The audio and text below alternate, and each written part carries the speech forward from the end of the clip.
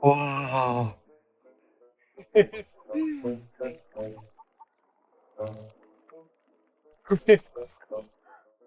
牛，你在干嘛？大牛搁这画地图呢。浇花，大牛在浇花。那你可得轻点使劲儿，别给人家墙弄倒了。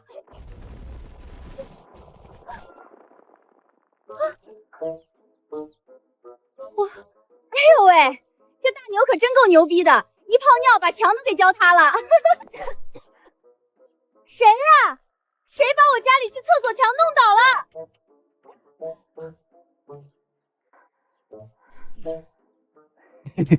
姐姐，塌了。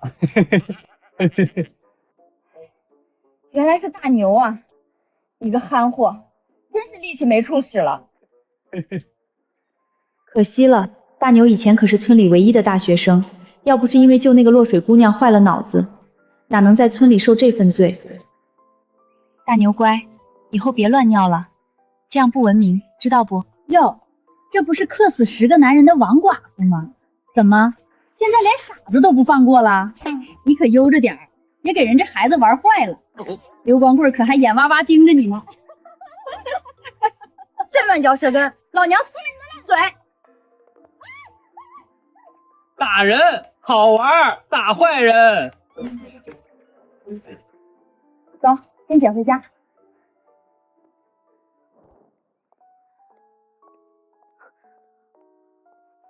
喝奶，饿，大牛要喝奶。你个傻子，瞎说啥呢？喝奶。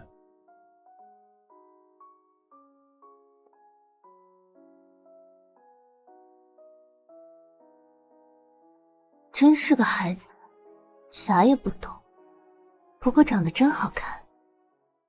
抱抱，抱抱。乖，大牛是不是想妈了？好你个王桂莲，宁可给个傻子玩，也不让大爷碰。刘光光，你胡说什么？给我出去！嘿嘿嘿，大爷我今儿非办了你不可！你个刻薄的娘们儿，装什么清高？坏人，不准欺负姐姐，放开！去你的死傻子，给我滚开！啊，我杀人了！以血为引，仙门洞开。即日起，你便是万兽之尊，素不灭仙体，号令百兽，执掌生死，医道通神。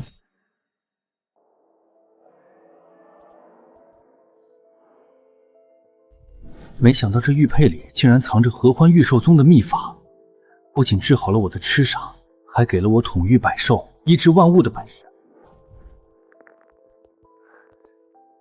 玉兽宗的传承果然是好东西，感觉浑身充满力量。有了这本事，就能保护对我好的桂莲姐，带她去大城市生活。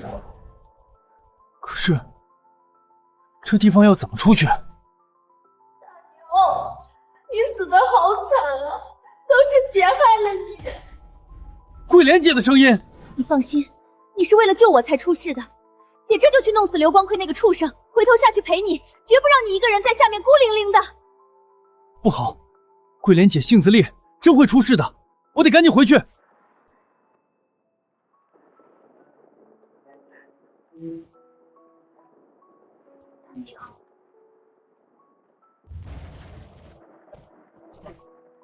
姐这就找刘光辉拼命去。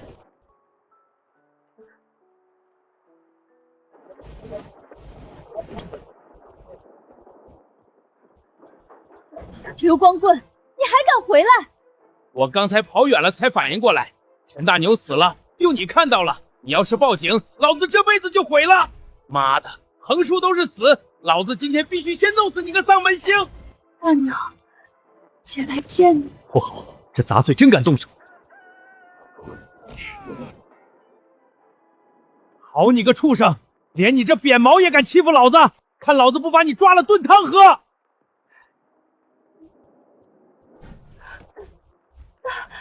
大娘，鬼啊！大牛，我这不是故意要害你的，我是喝多了，你别找我。冤有头债有主，你别过来！妈的，能打到我？你是人？你没死早说呀，害老子白担心。不对，你他妈的敢打我！刘光棍，老子今天就替村子除了你这个祸害！就凭你！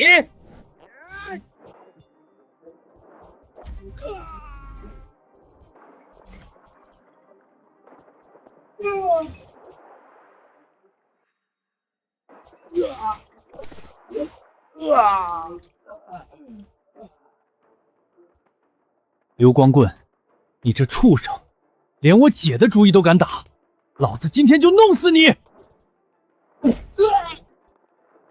别杀我，大牛爷爷，我错了，我真错了，你饶我一条狗命吧！大牛，别打了，再打真要出人命了。为了这种烂人赔上你的后半辈子，不值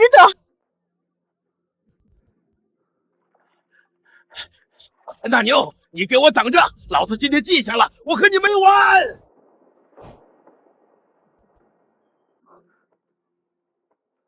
桂莲姐，你没事吧？那混蛋伤着你哪儿没？让我看看。没事，我没事。这孩子身上怎么这么好闻？像草药味儿，又像股子热气腾腾的劲儿，怎么搞的？难道单身太久想男人了？又死个人！桂莲姐，你怎么脸红了？不会是发烧了吧？没发烧。哎，大牛，你说话变利索了，你这是病好了不傻了？对，姐，完全好了，和正常人一样。太好了，老天有眼，大牛，姐真替你开心。那个，你既然没事了，就先回去。桂莲姐，我不走。这些年你照顾我、护着我，我都明白。我喜欢你，我想照顾你一辈子。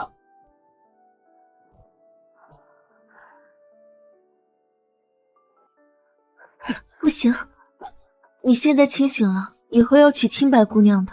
我是个克夫的女人，会害了你的。我不信命，我只信你。桂莲姐，你不是什么克星，在我眼里，你就是我最大的祥瑞。还祥瑞呢？到底是以前读过书的，说话变得文绉绉的，尽捡好听的哄我。那桂莲姐，你这是答应我了？咱们……你让姐再想想，行吗？这事太突然了。大牛，今晚就别回去了，就在我这儿住下吧。我害怕。姐，你说真的？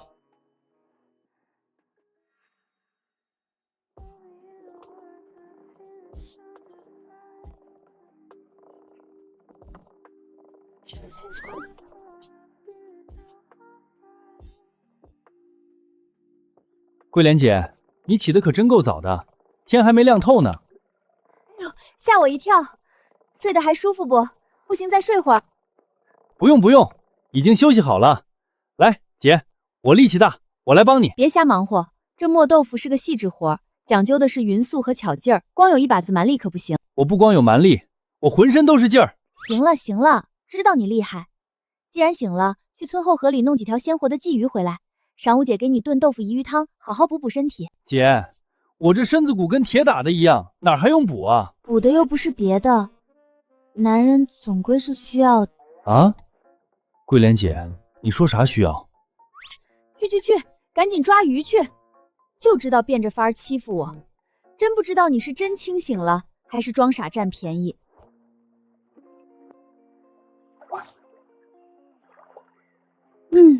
真舒服。看着鱼是不少，但是没工具也没办法抓呀。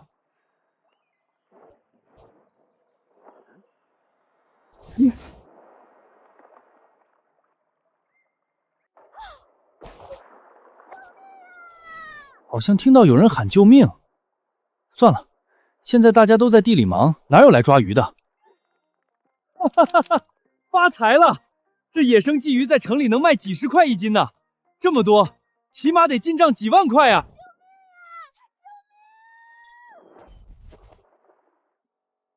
吓死我了！我正洗着澡呢，这河水怎么突然炸了？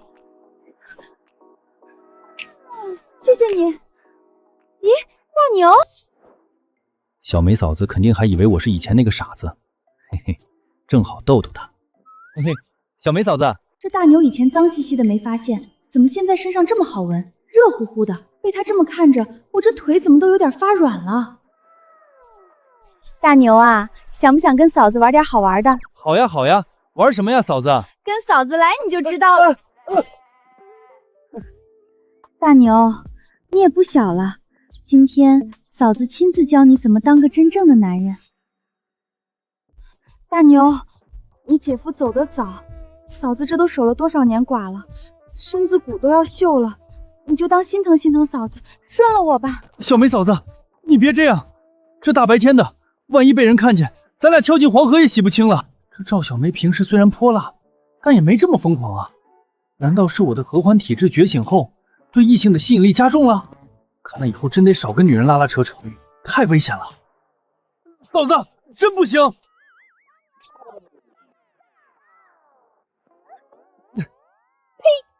王桂莲这个扫把星，早不来晚不来，偏偏这时候来坏老娘的好事儿。桂莲姐，我在这儿呢，我抓鱼呢。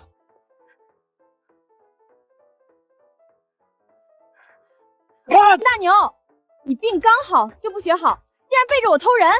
姐，疼轻点，我也不是故意的，是小梅嫂子她……好你个陈大牛，病好了，竟然不告诉我！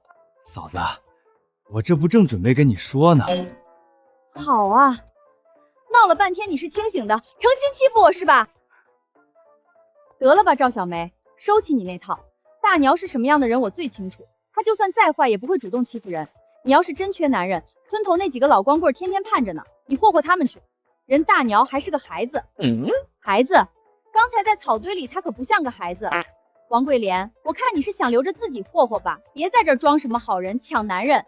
我赵小梅还没怕过谁，来胡咧咧一句试试，是不是想打架？来呀，谁怕谁呀？真以为我怕了你这克夫货？别打了，别打了，这样下去得出人命啊！完了，这女人疯起来真没男人什么事儿，得想个法子赶紧把他们注意力引开。你们快看啊，我们要发财了！这么多野生鲫鱼，天爷呀！这要是拿到城里去卖，这种个头的野生货，起码得卖好几万吧！大牛，我们发财了！对，发财了，咱别打了，赶紧商量商量怎么把这些鱼拉到城里去卖，这才是正经事儿。大牛，你闪一边去！卖鱼的事儿回头再说，我今儿个非得教教赵小梅怎么做人不可！你给我等着，王桂莲，我和你没完！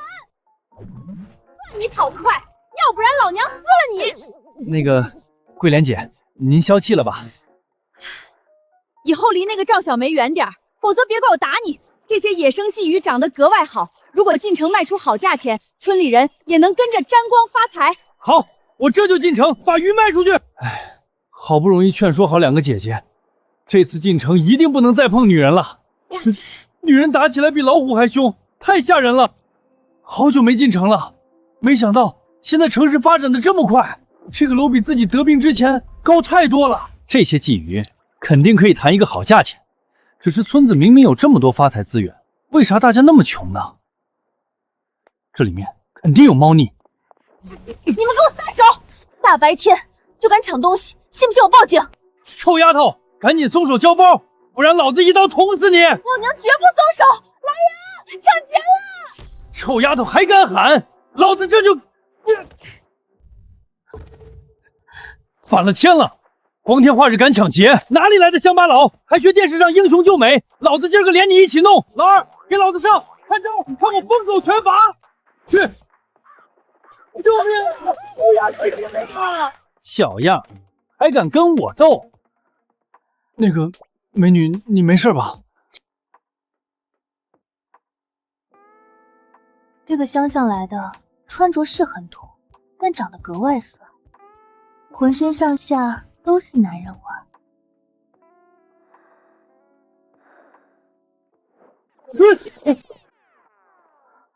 那个美女，你没事就自己回去，我还有事，先走了。竟然有男人扛得住我的诱惑，真是个有趣的小帅哥。好想狠狠把它吃掉。城里女人太吓人了，怎么比村里的女人还直接？生扑呀！算了，不管了，先去卖鱼。哪里来的乡巴佬？这是龙云大饭店，不是你这种泥腿子能进的，赶紧滚！我是来卖鱼的，你们拦着我做什么？卖鱼？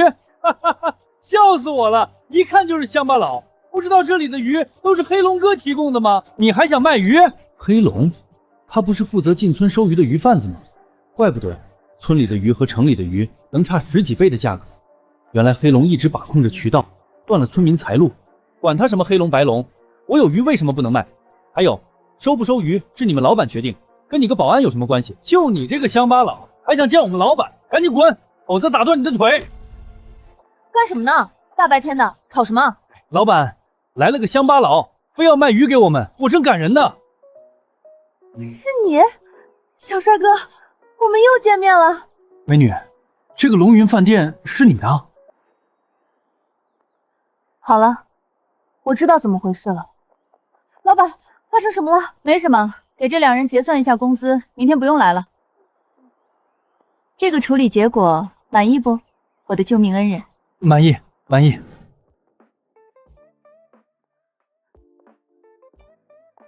怎么，害怕我吃了你？对付歹徒时候怎么没见你害怕呢？那个，姐，我是来卖鱼的，不是卖自己的。你要是不坐在我身边，这个鱼我就不收了。而且我也告诉你，野生鲤鱼想要卖高价，需要有门面的饭店支撑，而整个县城只有我龙云饭店敢收。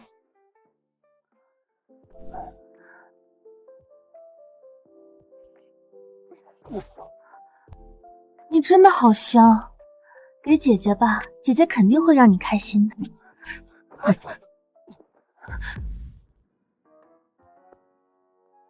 我的合欢体质只是让女人动情，但是柳老板这个状态，明显是激素紊乱，内系部门失去理智。来，只要你让我满意，这些钱全是你的。姐，你激素乱了，经脉堵塞，如果不打通，你可能一辈子都没办法怀孕，我必须帮你压制下来。合欢玉寿13指，给我开！发展也太快了，这个乡下来的到底有什么魅力啊？不行，我还是别打搅他们了。感觉浑身通透。大牛，你到底对我做了什么？刘老板，你的身体因为长时间熬夜加班，出现激素紊乱的状况，我刚刚帮你疏通了经脉，多有得罪，抱歉。你还会中医？稍微会一些，一般的病症难不倒我。这个乡下来的小伙子，不仅长得帅，还会中医，真是个宝贝，一定要拿在手里。大牛，要不你跟着姐吧，姐给你钱，甚至你村里面所有的鱼我都收了，咋样？姐，不行，我有喜欢的人。我倒想知道，到底是什么样的女人，让弟弟你这么痴迷？一个对我很好的女人，除了她，我不会喜欢别的女人。刘老板，时间也不早了，我就先走了。陈大牛，这个你拿着。姐，这个钱太多了吧？小李，你进来一下。刚才我托人进行了检测，这条鱼蕴含的营养价值是市面上的10倍，50块1斤，已经算是我占便宜了。如果你产量足够，后续我还会增加价格。什么10倍营养价值？寻常的鱼应该不会变这么好，应该是我获得御兽传承，河边发功对鱼产生了影响，才变得营养价值这么高。陈大牛，谢谢柳老板，那我就不打扰了。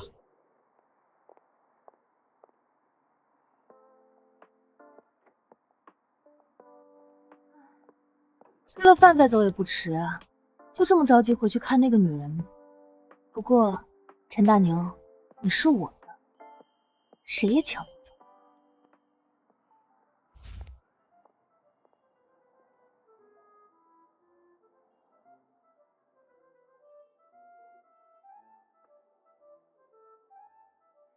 一会儿买一件带回去，桂莲姐穿上一定很美。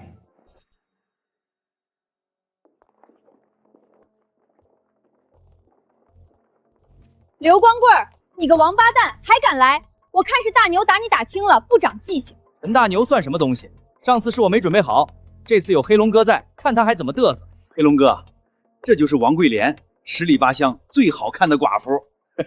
不错不错，这模样搂回家多有面儿。嘿，嘴巴给我放干净点儿！黑龙哥，你小心点，这个王桂莲克死10个男的了，都是刚相亲没多久就死了，老吓人了。妈呀，这么邪乎！算了，还是命要紧。陈大牛在哪儿？喊他出来！老子的小弟都敢打，这是根本没把我放在眼里。对，喊他出来，否则就别怪我们不客气。我就是死也不会告诉你们陈大牛在哪儿，你们死了这条心吧！滚！再不滚，我喊人了！喊人？这一片老子说的算，谁敢来？给老子上！把这个女的带走！老子不信，抓了她不出来！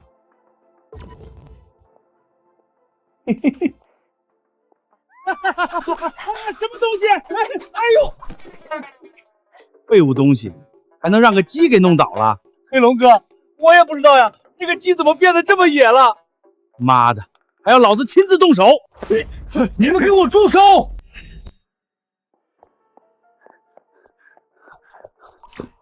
桂莲姐，你没事吧？他们没伤到你吧？没有，我不可能被人欺负的。好你个黑龙，老子本来打算回村找你呢，你倒是送上门了。找我？你找你爹干嘛？我可没你这样的儿子！你竟然敢打我！嘴巴放干净点，信不信老子抽死你们！给老子上，弄死他！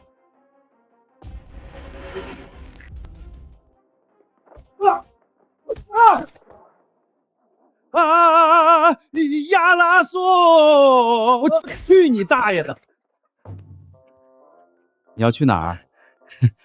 那个大牛啊，我正好想起来我奶奶要生我爸了，我就……龙兄弟，我也是被刘光棍忽悠来的，我真的没想害人。谁问你这个事儿了？老子问你的是，你为什么低价收购村里的鱼，高价卖给城里？我进城才知道，野生鲫鱼价格贵的离谱。那个做生意嘛，理解一下，毕竟我也要赚钱，你说对不对？没人不让你赚钱，但是你也不能赚10倍差价吧？我告诉你，以后附近的鱼你只能高于市场价3块收，否则我见你一次打你一次。陈大牛，你给老子等着！快点！桂莲姐，给我进城赚的钱，还有给你买的衣服。哇，这么多！大牛，你太能干了。陈大牛，好你个陈大牛，进城才1天就学坏了，都会买这东西了，看我不打死你！姐，我错了，我错了。桂莲姐，你要是不喜欢，丢了吧。扔了干嘛？怪可惜的。既然买了，那就留着穿呗。对了，大牛，你喜欢我穿吗？喜欢。那个晚上吃饭时候，我穿给你看。桂莲姐，你厨艺太厉害了。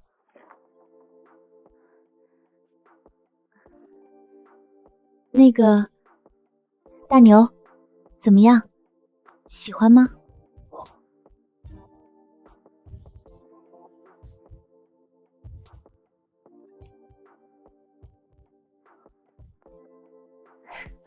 傻样，怎么还哑巴了？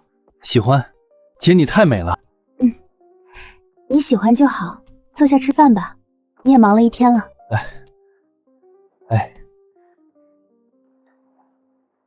多吃肉。大牛，这个玉佩你戴着。桂莲姐，这玉佩看着很不错，你哪儿弄来的？这玉佩我从小就戴在身上，算是我的护身符了。你给我买这么好看的衣服，我给你玉佩，咱俩礼尚往来。不行，既然是护身符，那我不能要，您拿着。怎么，嫌弃姐姐？没有，我咋会嫌弃姐呢？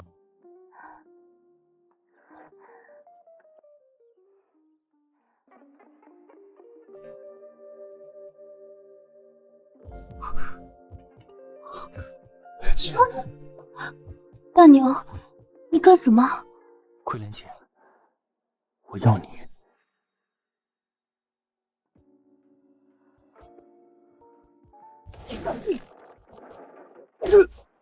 我操！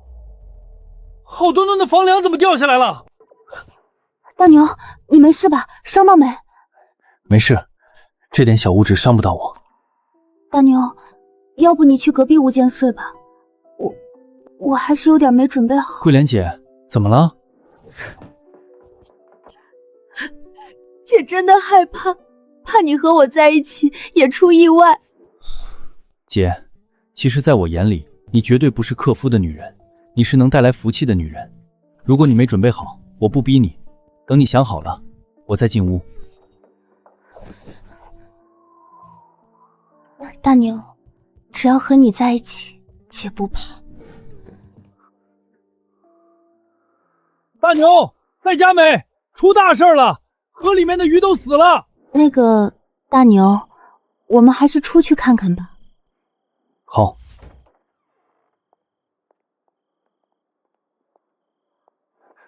你们可算是出来了。怎么了，村长？出什么事了？我来说吧，大牛，你不是把黑龙给打跑了吗？村里人就觉得可以自己去捞鱼赚钱了，结果没想到河里的鱼一夜之间全死了。怎么可能？鱼好端端的，怎么会全都死了？8成是黑龙他们往河里下毒了。这帮人渣竟然断村子财路，那可怎么办呀？这日子才刚好起来。你们先别着急，鱼刚死不久，我应该有办法全都救活。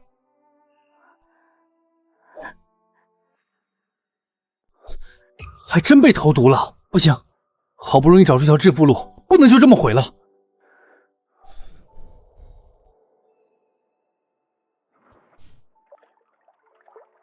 没想到御兽精居然这么管用，死去的鱼都能给救活。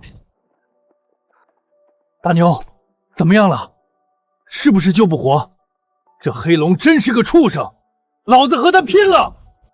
村长别急，鱼我已经救活了。真的活了？大牛，你现在可真是厉害呀！没想到你病好了，变这么厉害，我替村里人谢谢你。村长，您就别和我见外了，我以前痴傻的时候，你们不也照顾我吗？好孩子，你早点回去休息吧，这边交给我们盯着，明天一早咱一起抓鱼卖钱。好。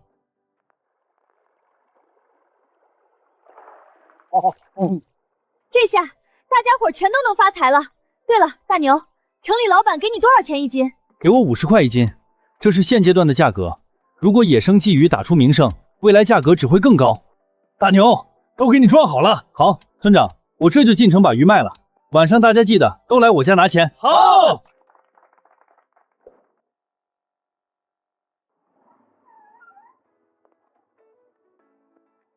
这么多鱼，估计能换一大笔钱。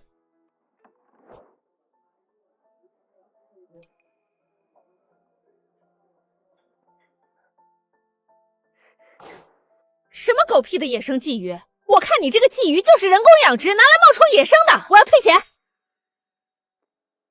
李国良，你也是开饭店的，上我这儿吃饭我欢迎，但是你要故意找茬，可别怪我不客气。我可没有故意找茬，大家都知道，整个县城的野生鲫鱼几乎都被黑龙承包了。昨晚他刚和我说野生鲫鱼全死了，那你这桌上的野生鲫鱼不是冒充的还能是什么？什么？全死了？怎么可能？是不是你们搞的鬼？我搞的鬼？说话要讲证据。我这么大的一个老板，稀罕干这种事儿？大家快看，柳如烟就是黑商，拿人工鲫鱼冒充野生鲫鱼卖，一条卖我们188，简直是不要脸！大家赶紧退钱！养殖的凭什么卖我们188？退钱！我们要退钱！我打死你，你个黑心老板！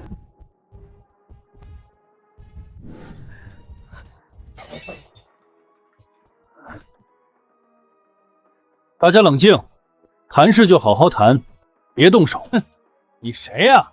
这里哪有你说话的份儿？你刚才说什么？大牛，这件事和你没关系，你别掺和。不，昨晚我们村确实死了很多鱼，所以我必须问清楚，到底是谁干？肯定是黑龙这小子给鱼毒死了，人家村里人找上门了，还是躲着点比较好。说，到底是怎么回事？鱼的事情是不是你指使黑龙干的？不解释清楚，谁也不准走！你算老几？敢拦我？疼！我错了啊，要断了！说，到底怎么回事？这个野生鲫鱼卖的特别好，我也想收一些。结果昨晚黑龙和我说鱼全死了，我才过来找麻烦的。不是你指使的，真不是我，我还想赚钱呢，我赌鱼干什么呀？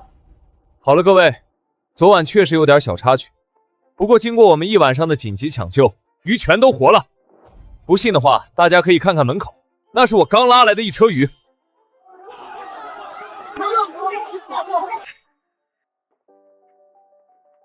这么鲜活，这体态绝对是野生鲫鱼没错的。小伙子，多少钱？卖我点可以不？我想拿回家煲汤喝。我也来点，我也来。小兄弟，这些鱼多少钱？我全要了。你竟然敢抢我的生意！做生意不就是价高者得吗？我这是凭本事收鱼，要不然你出价呗。你有钱，我还没输过。野生鲫鱼营养价值高，所以城里人都非常喜欢。但我还有个玉兽精，能加强鲫鱼的营养价值。要是再开个鲫鱼养殖场，那岂不是赚翻了？恐怕未来全村人都能开上车，住上小洋房。两位，先不要吵了。李老板，我可以理解你为了赚钱高价收鱼，可是我们做生意要讲信誉。我答应柳老板，自然先生鲫鱼只能卖给他。好，说得好，小兄弟，你这个兄弟我认了。以后有什么事儿给我打电话，我帮你摆平。摆平？你是觉得我柳如烟没本事？两位，其实鲫鱼是通过我的独家秘法饲养出来的，所以营养价值会比一般鲫鱼高很多。两位，如果愿意投资，那咱们可以一起赚钱。小兄弟，你说的是真的？这么好吃的鲫鱼是你培育的？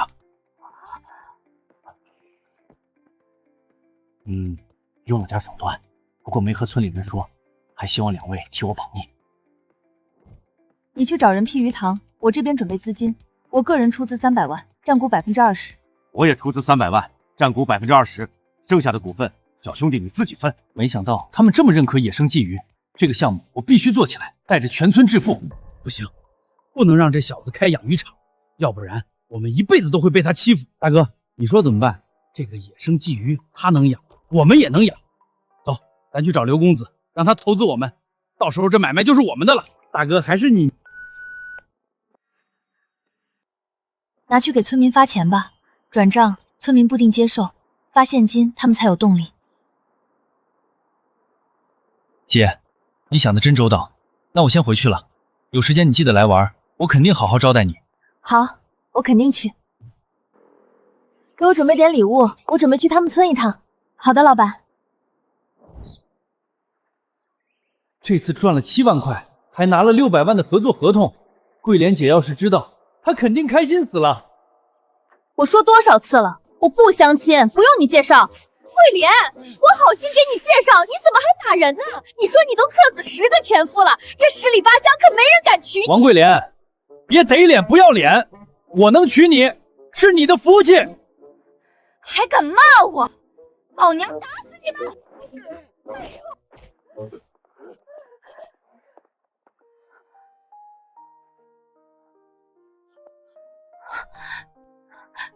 大牛，你回来了呀？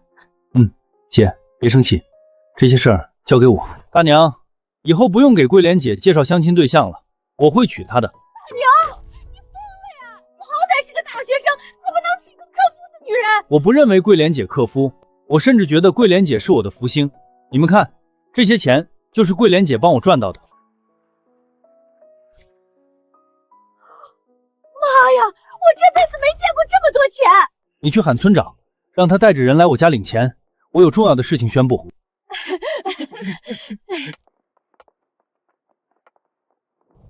姐，以后再有人介绍对象，你就说你男人是我。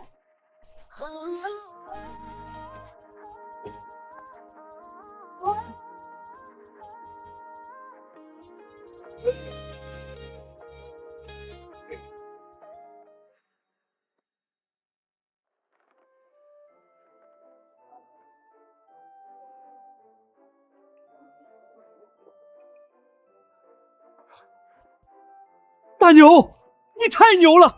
这么多钱，这辈子我都没见过。这还不止呢，今天叫大家来，除了发钱，其实还有件事要说。什么事儿啊？有人投资我，让我建个鲫鱼养殖场，我打算让大家跟我一起干，以后就都能分钱了。真的？你让我们跟你一起搞养殖？当然是真的。各位都停一下，我宣布个事情，大牛拉到了一笔投资，说是要在村里建鲫鱼养殖基地，他说要带着我们一起干，以后一起分钱。大牛真厉害，并刚好就拉来那么大的投资，还带着我们发财。对呀，他爸妈要是知道大牛现在这么厉害，肯定也非常开心。各位先等着，我和村长去镇里面申请一下水库承包的事情，大家等我好消息。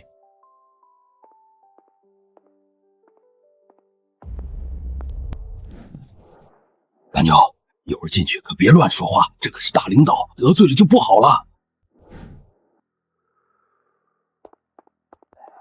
崔主任，忙着呢。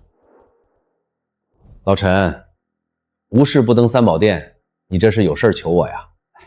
还是瞒不过领导您，这不是村里拉了投资吗？想承包水库搞养殖，您看能不能帮我们批一下？真奇怪，你们怎么也承包水库啊？还有别人吗？那水库常年没人承包，怎么突然就有人要了？是黑龙承包的，他也拉了投资，先你们一步来的，程序都走完了，已经签署合同了。肯定是黑龙提前知道我们要承包，抢先一步把水库给占了。这家伙就是欠收拾，这可怎么办呀？好不容易找了个赚钱的买卖，怎么就没了呢？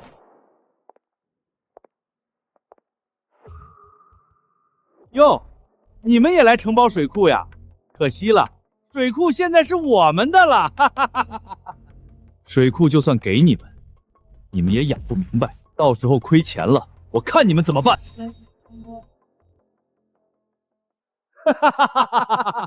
养个鱼需要屁的技术，你就是运气好才卖了高价。等着吧，我养的只会更好。村长别急，野生鲫鱼只听我的，他一条都捞不上来。真的吗？随便你。对了，领导，养殖如果赔了钱，合同是不是就自动作废？没错，这是镇里的重点项目，做不好自然换能做好的人来。好的，麻烦崔主任了。村长，我们先回去，鱼塘的事儿不急。大牛，这野生鲫鱼的事儿我还得感谢你，要不是你把鲫鱼价格拉高，我还拉不到投资呢。放心，我赚钱了肯定会赏你几块钱花花的。真是欠揍。领导，你看到没？他打我。没看到。你们给我等着，老子肯定把鱼塘搞起来。陈大牛，到时候你别来求我带你发财。黑龙，你不是想养野生鲫鱼吗？老子就让所有鲫鱼全都藏起来。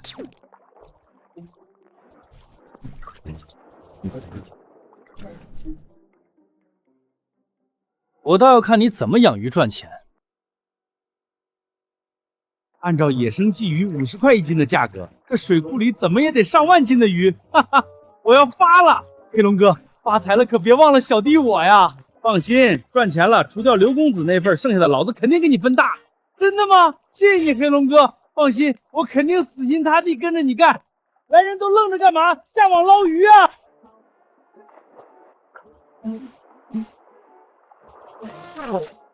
黑龙哥，怎么没鱼呢？不可能！我亲眼看见那些村民捞了很多鱼上来的，这猫的，老子不信了，给我继续捞！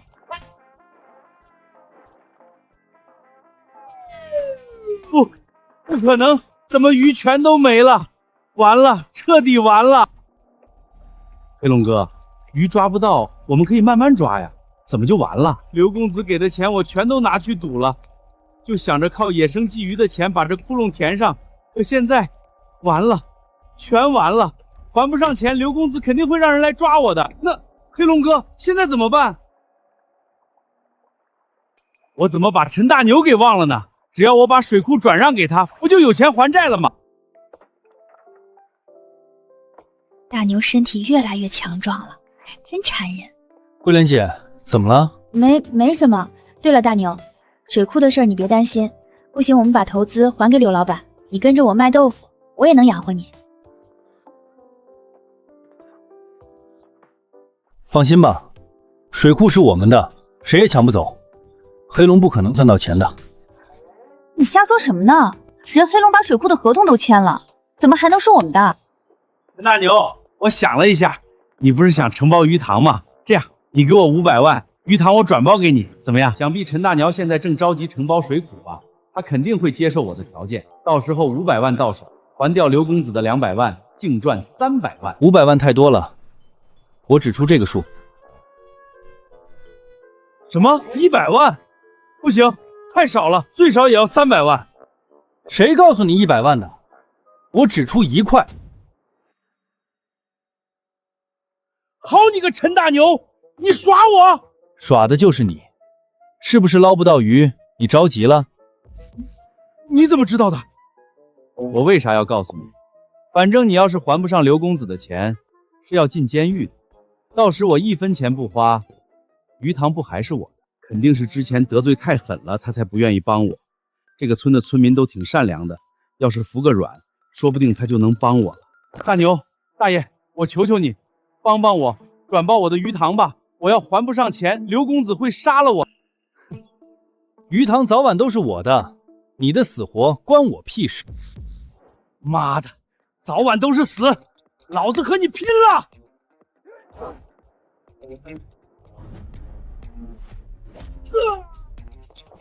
我不认识他，和我没关系，我家里还有事，先走了。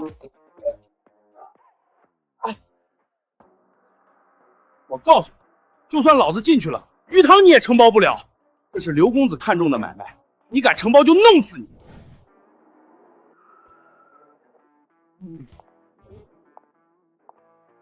黑龙，你好大的胆子，敢欺负我的男人！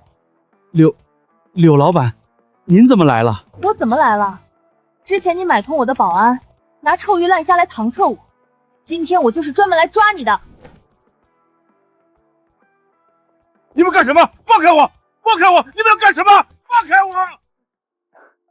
柳老板，你怎么亲自来了？想你了，就来看看你。怎么，不欢迎吗？那个，主要我怕村子太破，招待不周。大牛，今天晚上我不打算走了，你打算怎么安排我？说话就好好说话，别动手动脚的，小心老娘撕了你！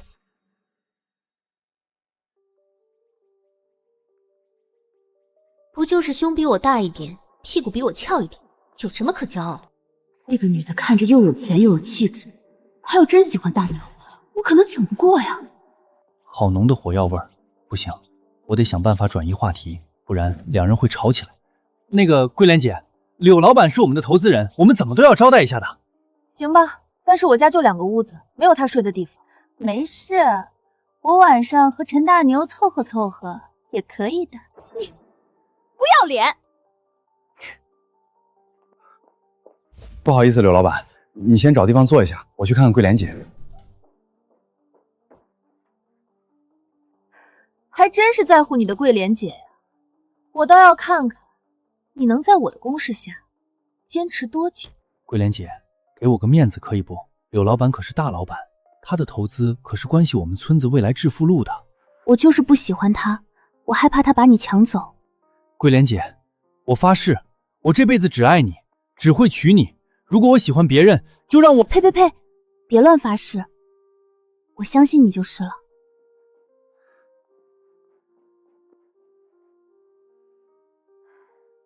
柳老板，吃菜，这些都是纯天然的，特别健康。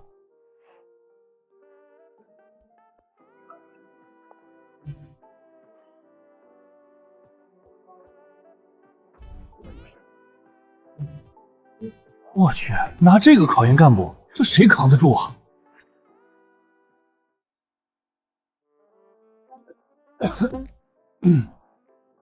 大牛，怎么了？感冒了吗？没什么，可能呛到了吧。大牛，多吃鸡脚，我的鸡脚美味吗？好你个柳如烟，当着我的面勾引我男人，看我怎么收拾你！姐姐不愧是村里长大的，好大的力气，妹妹才是厉害。到底是城里人，花样真多。大牛，晚上我去哪里睡？晚上你和我一起，大牛自己睡。那个，我吃饱了，先进屋了。等一下，桂莲姐，你要是想用钱让我把大牛让给你，不可能，别做梦了。那就各凭本事了，桂莲姐。是因为又遇到大牛的原因吗？怎么这么小呢？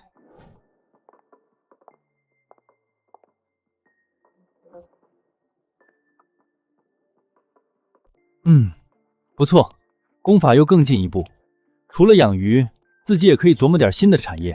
也不知道柳老板是否吃得惯山野菜。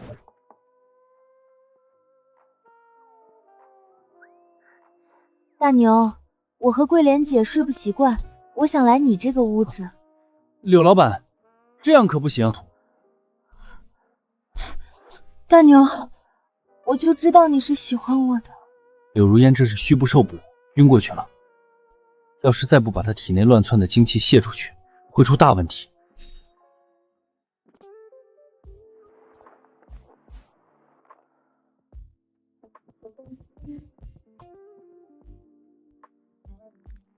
刘老板，得罪了，这一切都是为了治病。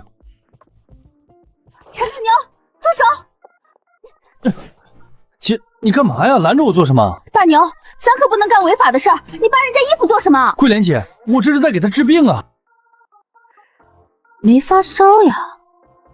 大牛，你别骗我，老实交代，你是不是喜欢他？想动歪心思了？桂莲姐，她是虚不受补。应该是吃了不该吃的东西。哦，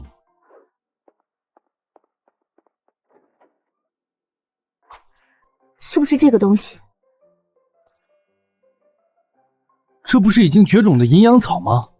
这东西可不能瞎吃的。我就是想给你补补身子，而且哪有绝种，漫天遍野都是。漫天遍野都是？啊，姐，我们要发财了！这东西可是能赚大钱的。好热，大牛，你在哪里？桂莲姐，家里有银针不？我现在需要用银针治病。我哪里有银针呀？但是别的针我倒是有，你确定要？给你，家里就只有这个了。对不起了，刘老板。桂莲姐，帮我按着他点，我要捅了。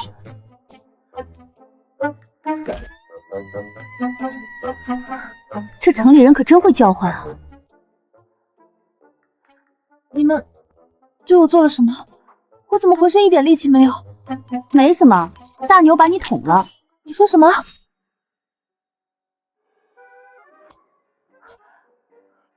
大牛，你以后治病可不可以温柔一点啊？没办法，我也是为了你的健康着想嘛。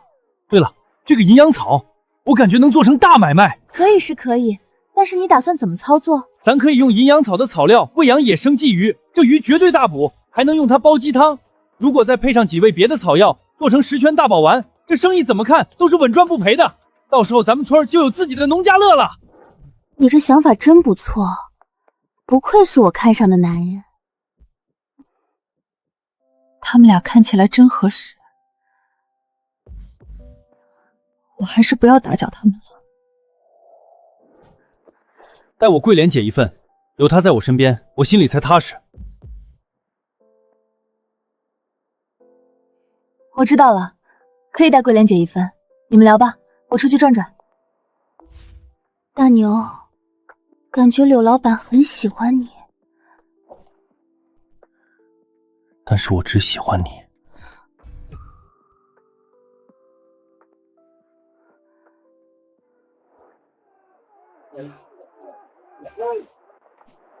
真是奇了怪了，黑龙抓鱼就一条没有，我们抓鱼，这些鱼不要命似的往里面钻，那肯定是老天爷开眼呀！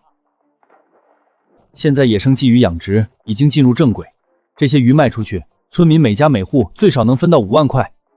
大牛，山庄我建议就以你们山峰为出发点建立，依山傍水，环境特别好，到时候你们这边就是最好的旅游景点。野生鲫鱼一部分卖掉，一部分留着给客人吃，绝对会日进斗金。还是要谢谢柳老板您的支持。我可以不要求你和我在一起，但是定期你要来给我针灸按摩，知道吗？保证完成任务。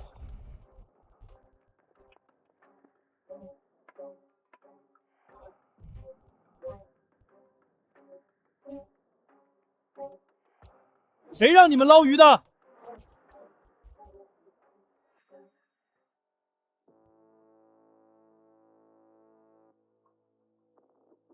谁让你们捞鱼的？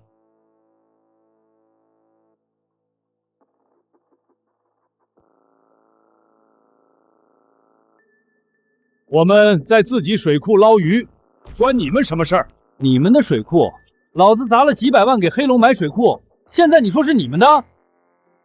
你就是刘公子吧？水库是公共资源，只能租进，不能摆卖，而且合同写得很清楚，没办法盈利，合同自动作废。对呀，凭什么呀？你没本事赚钱，水库就得交出来给别人。我看他就是眼红我们能赚钱了，想过来抢水库，咱可绝不能把水库让给他。黑龙就是折在你手里吧？看着倒像是个练家子，但是我现在告诉你，老子过来不是讲道理的。今天就是天王老子来了，水库也是我的。各位村民们，大牛带我们走上了一条致富路，现在有人要把这条路给断了，你们同意吗？不同意。那就拿起你们的武器，保护水库。笑死我了，就凭你们这群乡巴佬也敢抢老子的水库？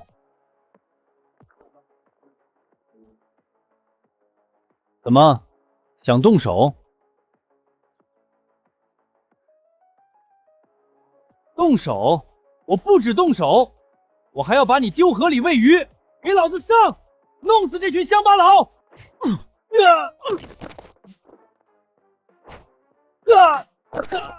现在就废了，看你以后还怎么欺负人！大牛，快放手！我把领导喊来了，闹出人命可不好。都胡闹什么？给我把东西放下！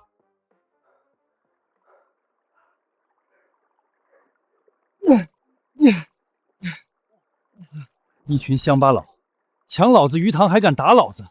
你们给我等着！我让你们走了吗？不道歉，谁也不准走！道歉？老子长这么大就没道过歉。怎么，陈大牛，你要打我吗？来，老子给你个机会，我站着不动，你尽管打我试试。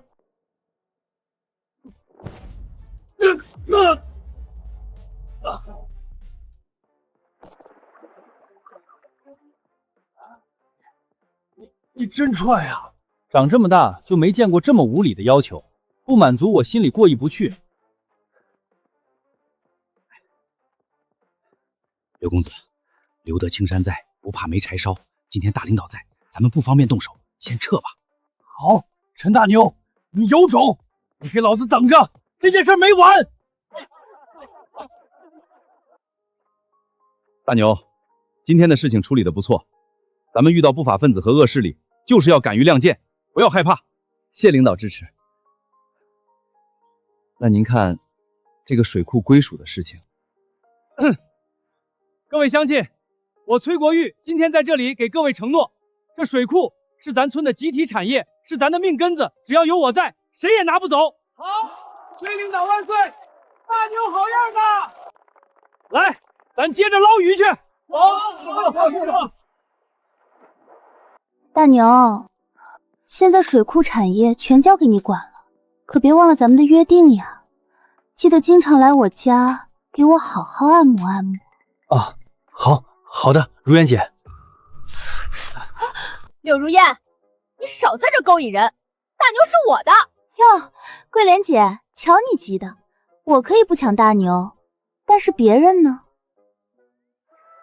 看什么看？都没地里活干了是不是？桂莲姐，那我就先走了。没事，桂莲姐，你别听他们瞎说，我心里眼里真的只有你一个。我相信你。对了，今晚你别回你那个破屋子睡了，直接来我屋吧。啊，桂莲姐，你这……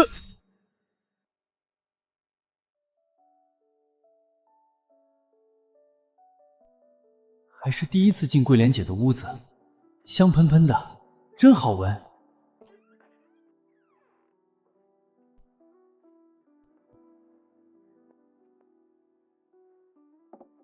累了一天了，快洗洗脚，解解乏。那个不用的，桂莲姐，我自己能洗。跟我还客气什么？你以前憨傻的时候，我还给你洗过澡呢。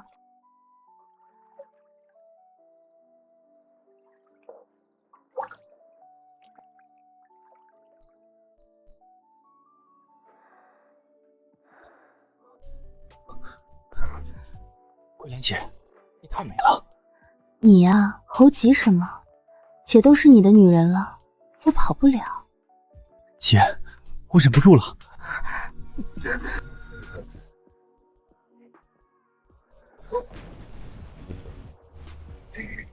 桂莲姐，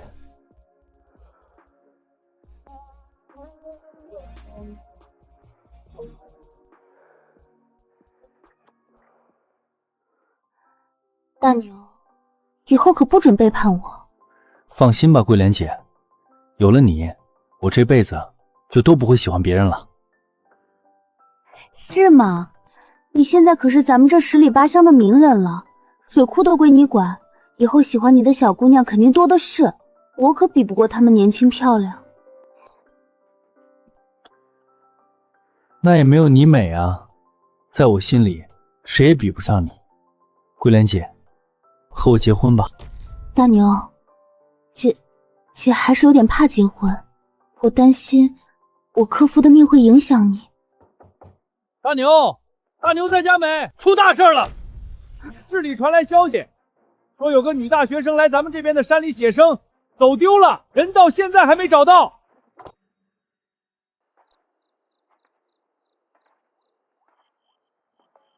大学生来写生，真是奇怪，哪有人大半夜来写生的？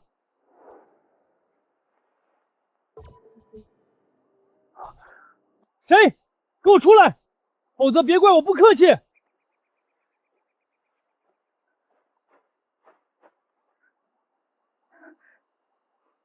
那个，你不是坏人吧？我当然不是坏人。村长说有大学生写生走丢了，是不是你？对，就是我，我叫李明月，我是美术学院的学生。那你怎么大半夜的在外面，还弄成这样？救救我！我不是写生走丢的，我是……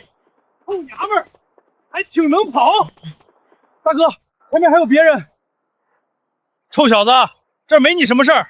这娘们儿我们哥俩看上了，赶紧给老子滚，否则别怪我对你不客气。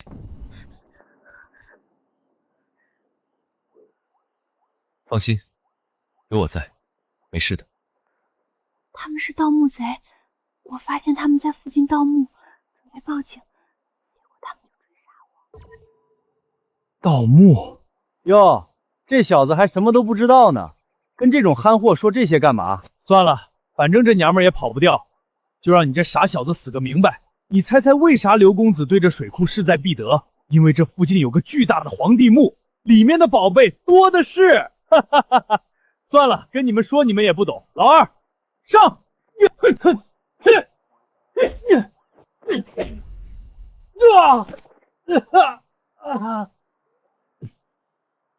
哟呵，还有两下子！我去！别动，再动试试！看来我要立功了。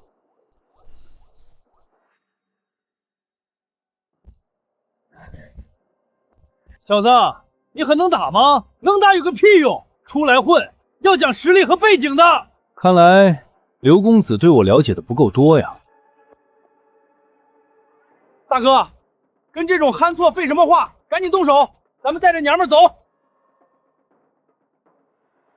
啊！什么东西？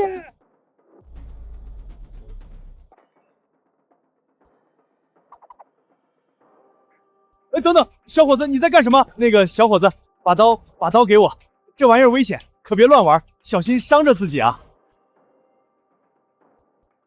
小兄弟，大哥，爷，你可千万别乱来，咱们有话好好说。你年纪轻轻，可千万不要一时冲动，走向违法犯罪的道路上啊！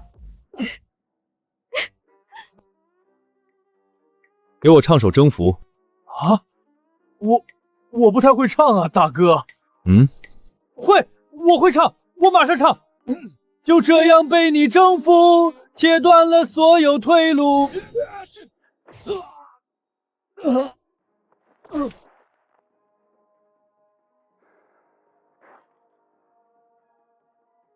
你不是人，你是怪物！大哥，我跟你拼了！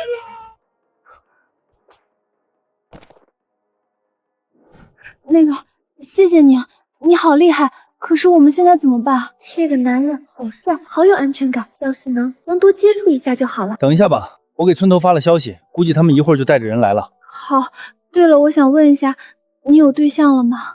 你干什么？你个狐狸精，离我男人远点！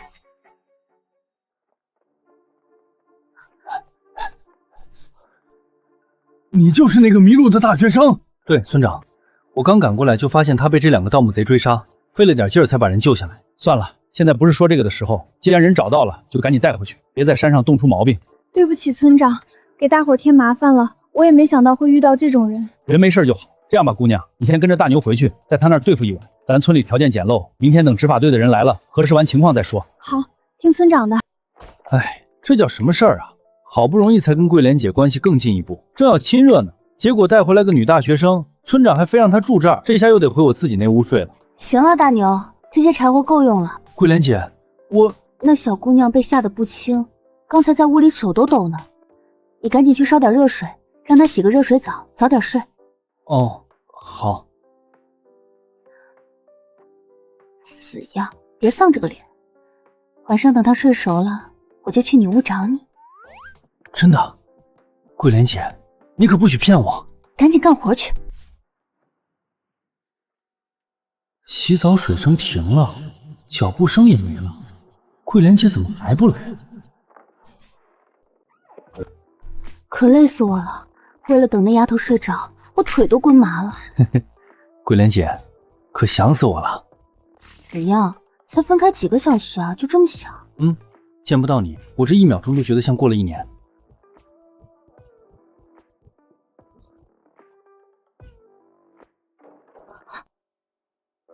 大牛哥，桂莲姐，我能不能和你们一起睡？我一闭眼就梦见那个绑匪拿着枪指着我，我真的好害怕，我不敢一个人睡。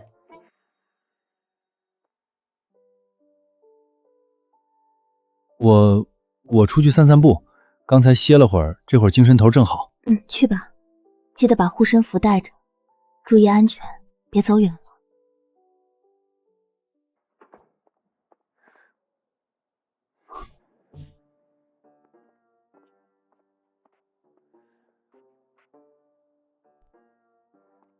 大半夜的，这个刘光棍不睡觉，翻墙头干什么？这是村里秦寡妇家呀，这女的可是出了名的吸血鬼，谁沾上谁倒霉。刘光棍难道和这秦寡妇有一腿？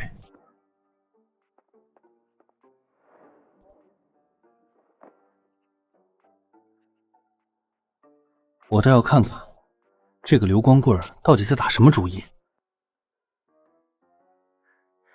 想死我了，我的小宝贝儿！天就知道瞎混，这段时间你不来，我都饿瘦了。这是在干嘛？我这不是来给你送钱了吗？拿着花。哎呀，老刘，还是你疼我，爱死你了。我们再好好聊聊。别，宝贝儿，饶了我吧，我还有正事要做呢。能有什么正事比老娘还重要？一会儿我要去把那2个人给救出来，古墓的位置就他俩知道，千万不能让他们落在执法队手里。要去你去，我不跟着。现在村里人都讨厌你，我可不想被大伙排挤。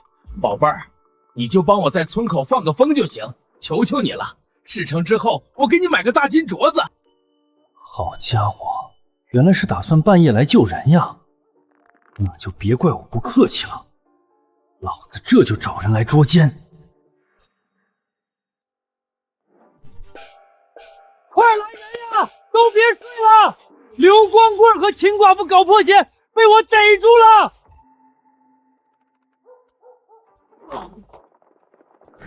大半夜的，吵什么吵？哎，刘光妹和秦寡妇，我就说他俩不清不白。这一晚上还让不让人消停了？大牛，别吵了，吵死了！村长，出大事了！刘光棍不是来搞破鞋的，他是想把那2个被我们关起来的贼给放了。什么？这个吃里扒外的混账东西！走，都跟我走！今天非把这个胳膊肘往外拐的王八蛋给抓了！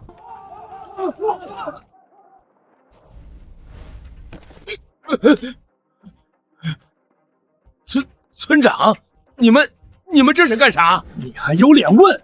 给我动手，抓住他！老实交代，那个刘明远到底想干什么？陈大牛，你放开老子！你敢动我，刘公子不会放过你的！你说不说？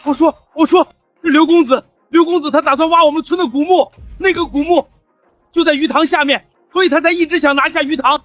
你说什么？抽干鱼塘？那我们村子世世代代的根基就全毁了！这个畜生！村长，人交给你了，我去找刘明远说道去。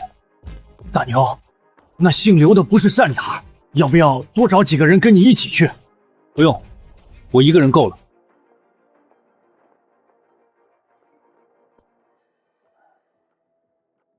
王叔，只要我拿下那个鱼塘，回头下面所有东西全都是我们的，到时候您可要帮我出手呀。好说好说，只要东西够好，价钱不是问题。陈大牛，你个不知死活的泥腿子，等老子抽干了鱼塘，我看你们整个村子怎么活！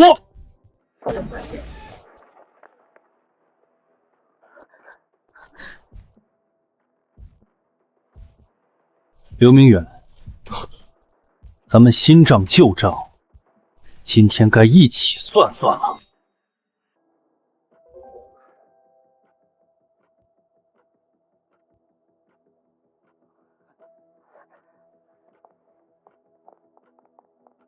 我当是谁？原来是你这个泥腿子！怎么，上次的教训还不够？你还敢来找我？找你？老子今天是来收拾你的！你想断我们全村人的生路，我就先断了你的狗命！你们2个是死人吗？愣着干嘛？给老子上！给我废了他！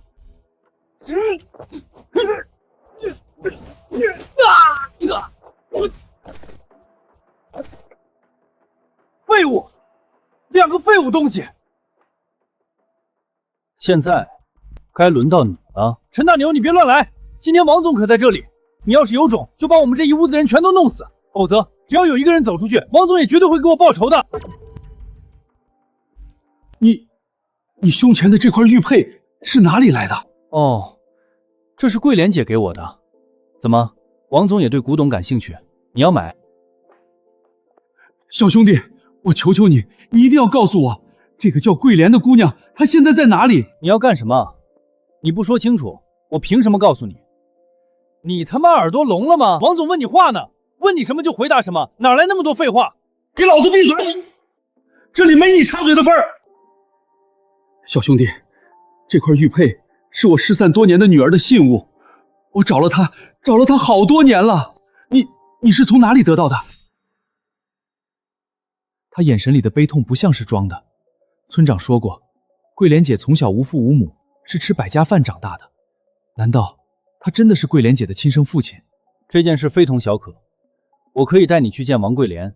不过，在这之前，我还有点事要处理。什么事儿？还有什么事儿比我女儿的下落更重要？小兄弟，我求你了，你现在就带我过去。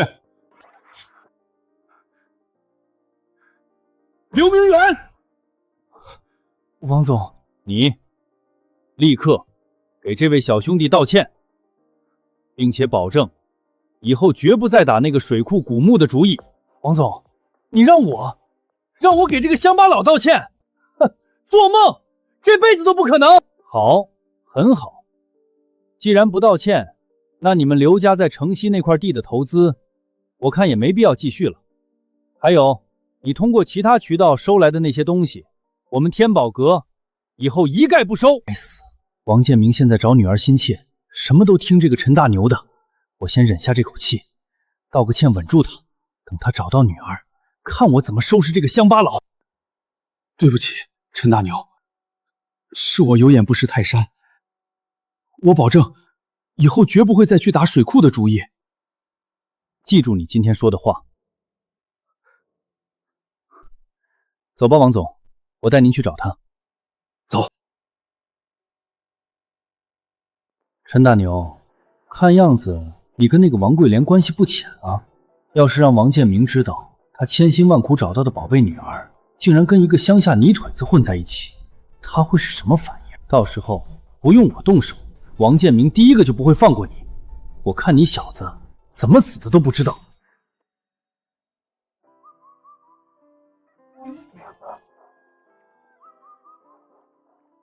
桂莲姐，我和家里打电话了，说了暂时不想走，想在你这村里待上一段时间。你呀，想待着当然可以，不过晚上可不准再拉着我一起睡了。桂莲姐，不睡一起可以，快说说你和大牛哥的故事呗。想听？那好，我就和你说说。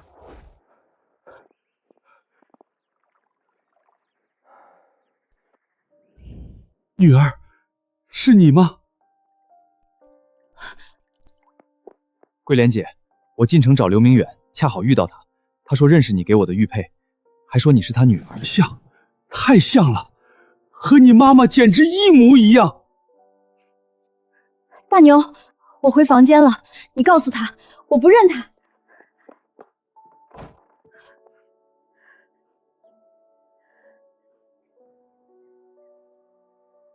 这是怎么了？我也不知道呀。大牛哥，你真是个木头，桂莲姐不想离开你啊。老实说，我女儿是不是被你们村子拐卖来的，然后被迫嫁给你了？你给我老实交代，你还我女儿，否则我就找执法队将你们整个村子的人全抓了。你胡说八道什么？我们乡下人光明磊落，轮不到你污蔑。哦，我懂了，原来是城里人瞧不起我们乡下人的戏码。你还敢嘴硬？你个不知死活的东西！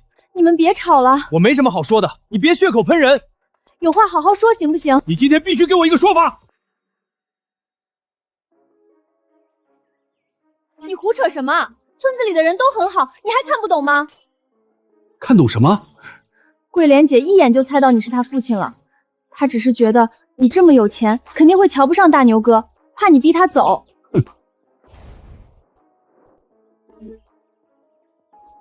我女儿怎么可能嫁给一个乡巴佬？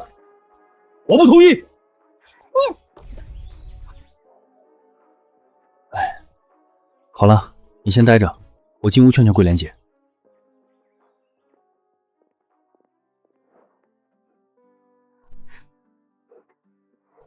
桂莲姐，你没事吧？没事，大牛，我缓一会儿就好了。没事的，桂莲姐，我一直都在。不知道你是真傻还是假傻，你明知道那个人是我父亲，还带回来干什么？万一他非要带我走怎么办？桂莲姐，你要是想走，我不拦着你，但是我会去赚钱，赚很多很多的钱，直到有一天能堂堂正正的配得上你。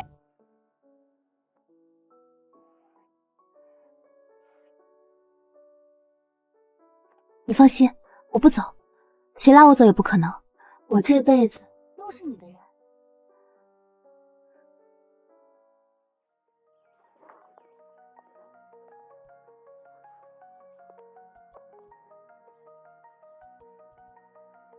我知道你是我父亲，但是我不会离开陈大牛。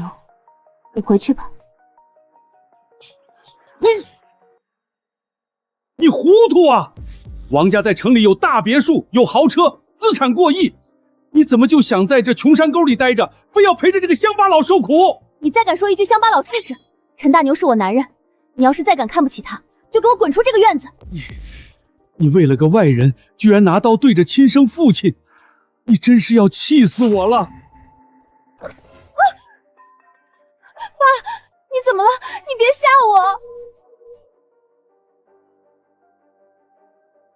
是心脏骤停，他有严重的先性心脏病，这是急火攻心。大牛，那怎么办？村里的卫生所走过去要半小时，根本来不及啊！只能试试针灸了。桂莲姐，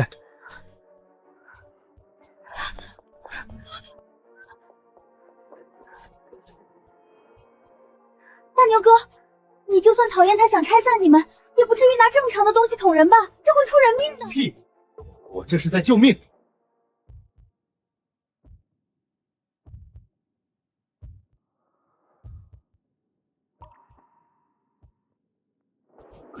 啊！我这是怎么了？刚才感觉天都黑了。您刚才心脏骤停，非常危险。现在缓过这口气，应该没啥大问题了。不可能，我这病请了国内外最顶尖的医生都治不好，只能靠药物吊着。刚才那种感觉，我以为我死定了。难道这小村子里藏着隐世神医？在哪里？快介绍给我认识，多少钱我都愿意花。别找了，就是大牛治好你的。什么？是你救了我？略懂一点偏方罢了。刚才那种刑侦的手法，快诊狠，绝不是一般的赤脚医生能做到的。这个年轻人难道真的深藏不露？既然醒了，先歇着吧。桂莲姐，去熬点姜汤。大牛，小兄弟，等一下！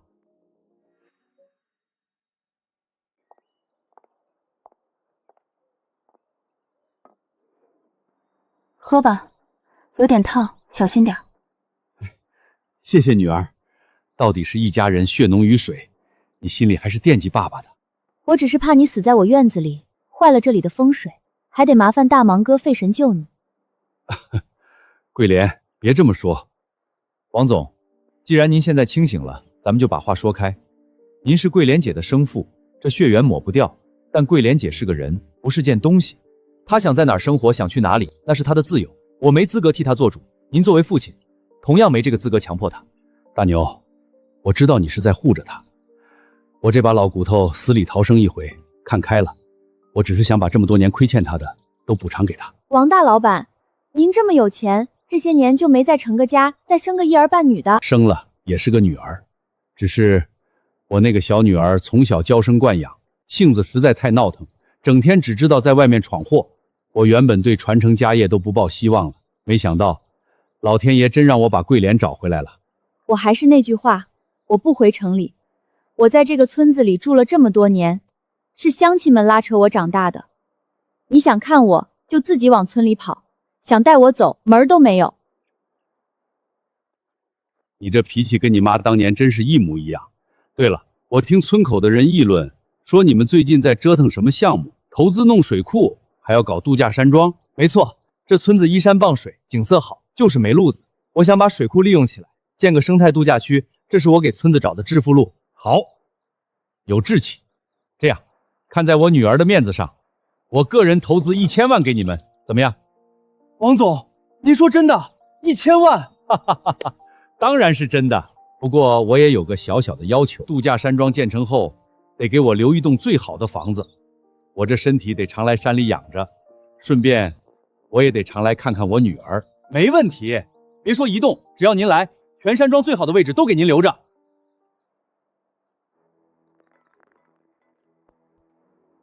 陈大牛，你小子真是走了狗屎运！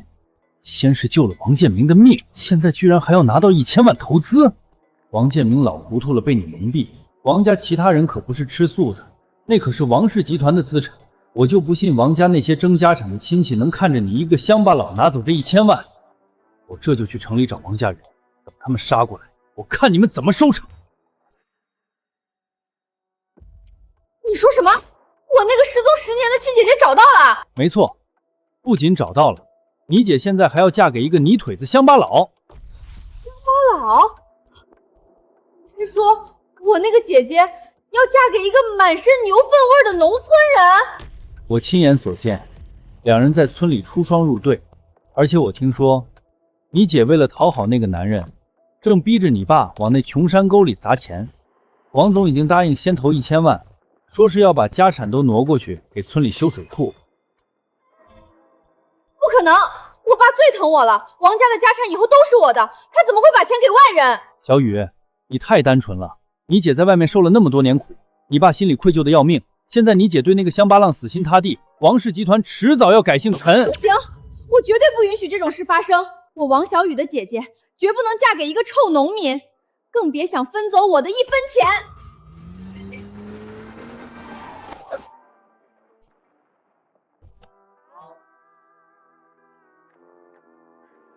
这是什么破路？真是穷山恶水出刁民，连条下羊的路都没有，死了！哎，姑娘，出啥事儿了？车抛锚了？车陷进去了。那个大哥，你能不能帮我叫几个人过来把车抬出来？只要能弄出来，我给你们钱，重重有赏。不用叫人，费那劲干啥？我一个人就行。你一个人？这可是跑车。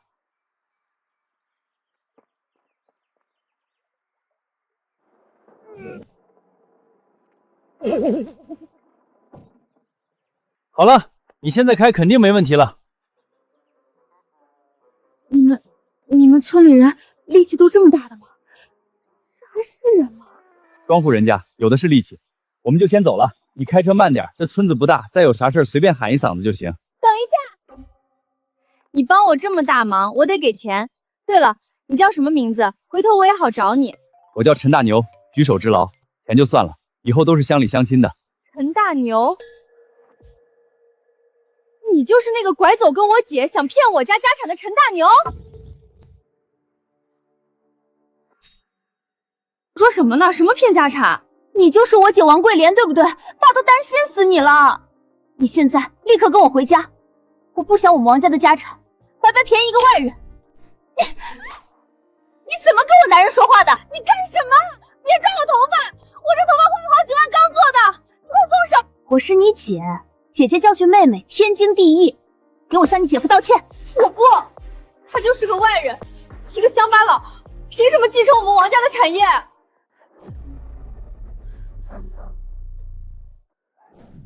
桂莲，算了，他年纪小，估计是被人给蒙骗了。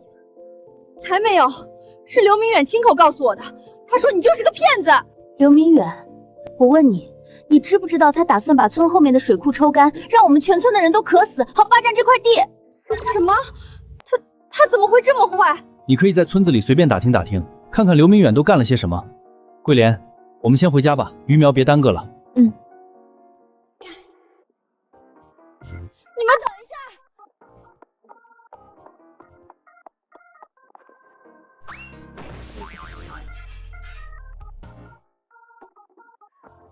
早知道我就不来这个鬼地方了，疼死我了！什么破路啊！走吧，我的小姨子，先跟我回家，我给你上点药治治伤。我的力气好大，胸脯好结实。算了，看在还算有点担当的份上，就勉为其难承认他是我姐夫吧。姐姐的吃的真好。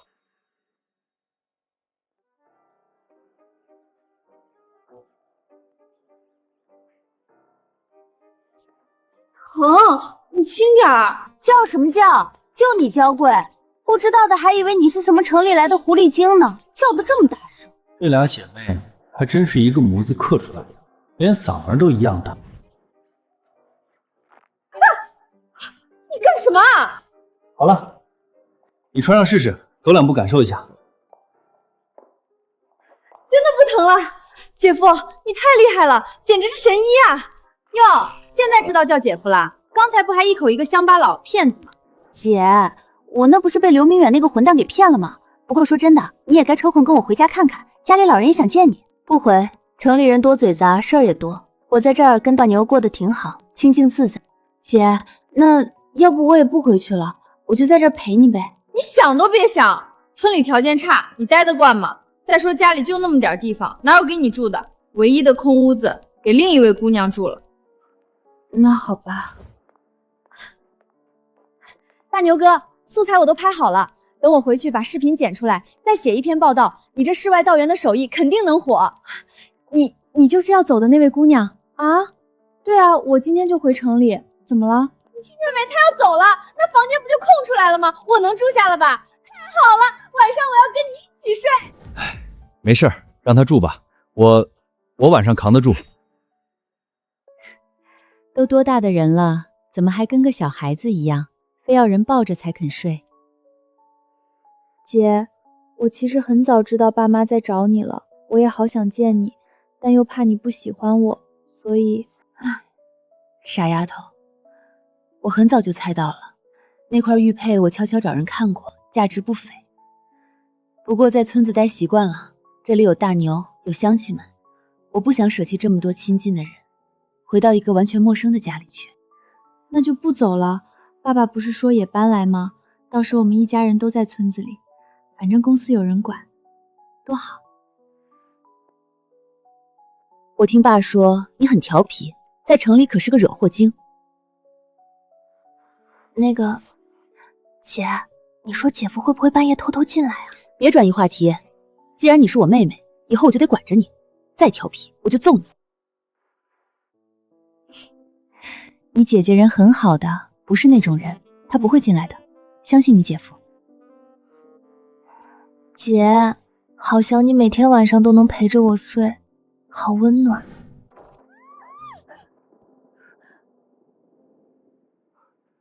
桂莲姐，我终于做到了。姐夫，你干嘛呀？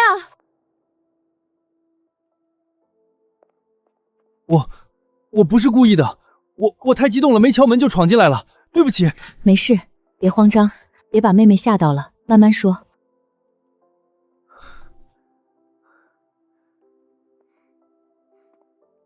桂莲姐，你别生气，我真的是太开心了，有件天大的好事要告诉你。什么好事？能让你这么激动，还冒雨闯进屋里？我成了，桂莲姐，我终于研究出能彻底根治你爸爸病的药，我试验了好几次，真的成功了。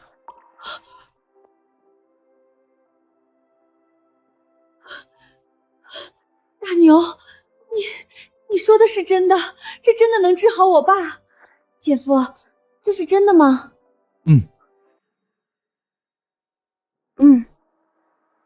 好，我明白了，太好了，我会告诉姐夫的。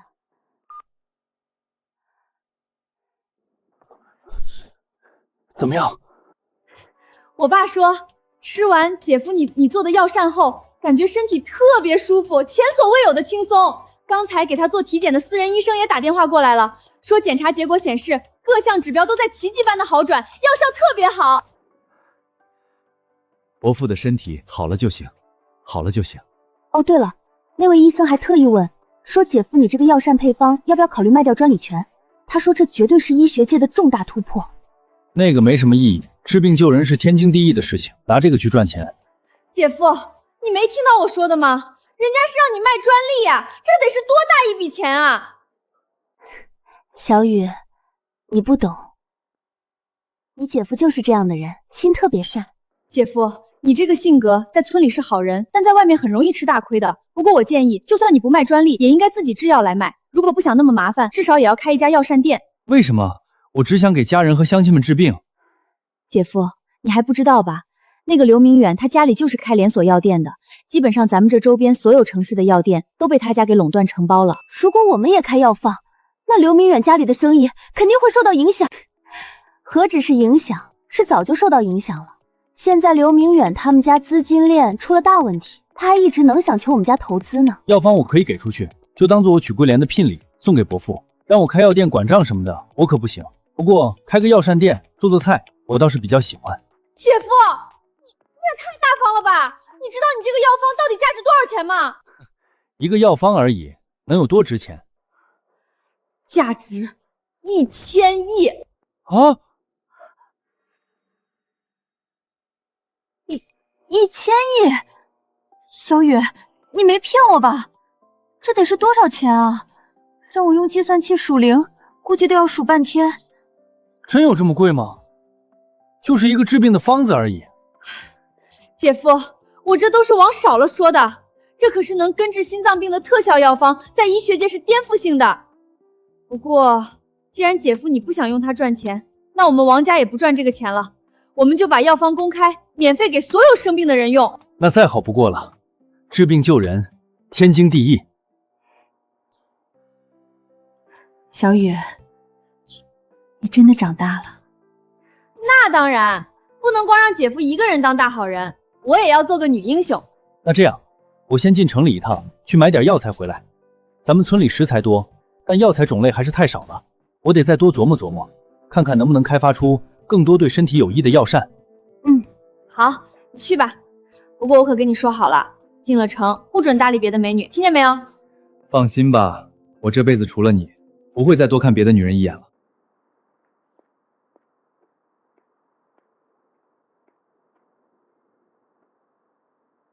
老板在吗？我想买点药材。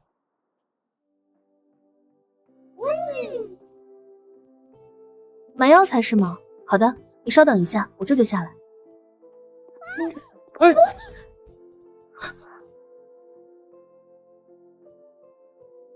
那个，你没事吧？没事，谢谢你。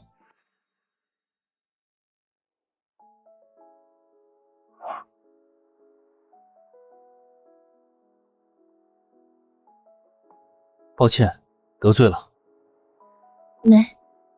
没事，谢谢你救了我。对了，我想买一些药材，你这边有没有？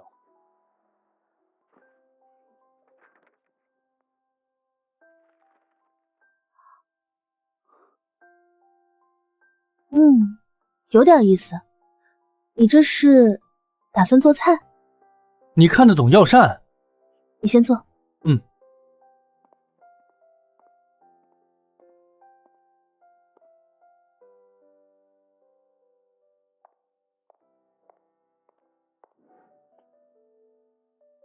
这个是现存的所有药膳配方。药膳的本质是滋补，用药食同源的道理调理身体。但是它还有一个本质，你觉得是什么？好吃。你也觉得药膳的核心是好吃？抱歉，我太激动了，我还是第一次遇到和我理念相同的人。姑娘，实不相瞒，我打算开一个药膳饭店，想和你们药店签署一份长期的购买药材协议，您看可以吗？哟，婉婉姑娘，你们店里面所有药材我全包了，你还敢出现在我面前？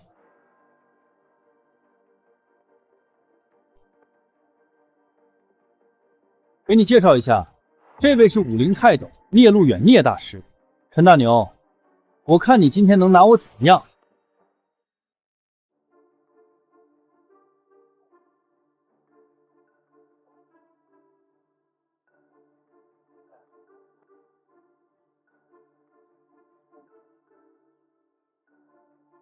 你们有仇？看这架势，倒是针锋相对的很。婉婉姑娘，别被他骗了，他就是个山沟沟出来的乡巴佬。山里的怎么了？大家都是人，不分高低贵贱。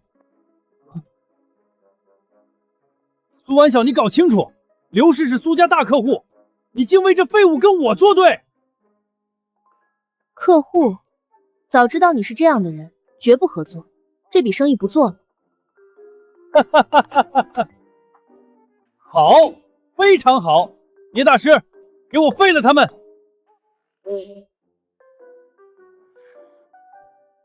放心，交给我。聂大师出绝招了，你等死吧！哈哈哈哈！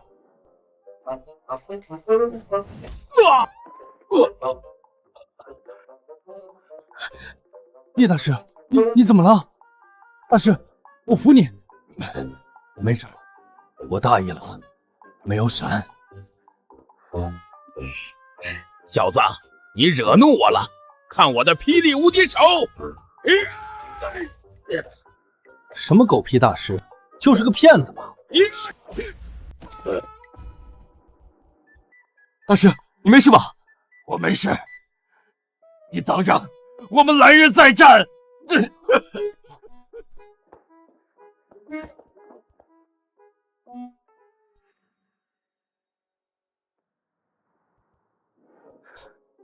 哼，真是阴魂不散，哪儿都能遇到。这个刘家的药材供应一直有很多问题，我们苏家家大业大，他们不敢克扣，但是别的小药材商就难了。这个刘家真不是人，畜生一个！老子早晚收拾他们。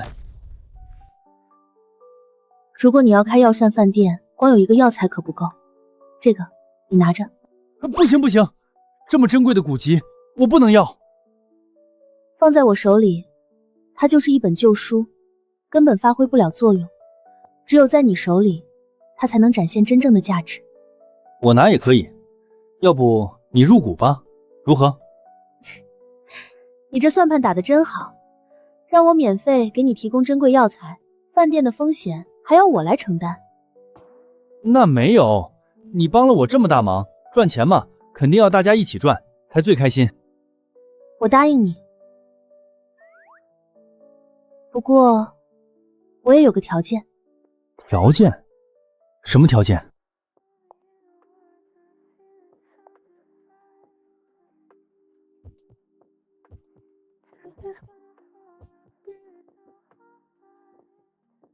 如果我想让你帮我看看病呢？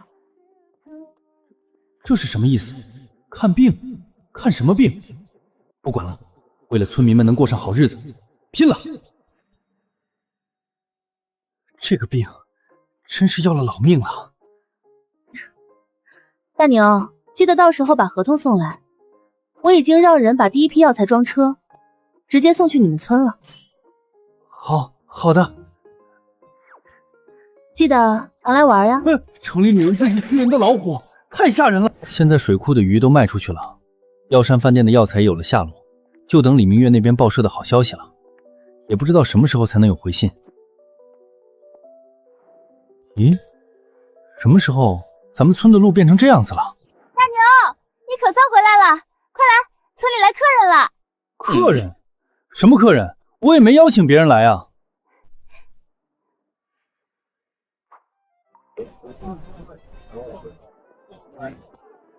大牛，你干得太好了，咱们陈家村彻底火了。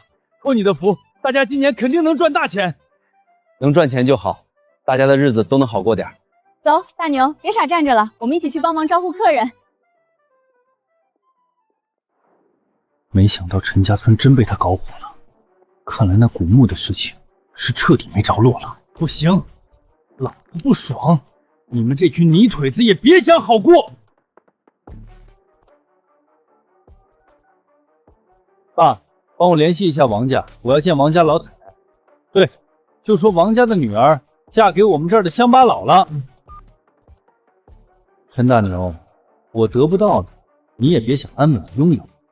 我看你怎么跟王家交代。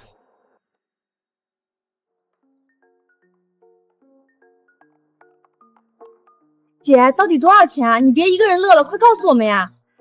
你们看，这才短短3天，光是我们村口土特产和饭店的流水就赚了10几万，这还没算上各家各户的民宿收入呢，这么多！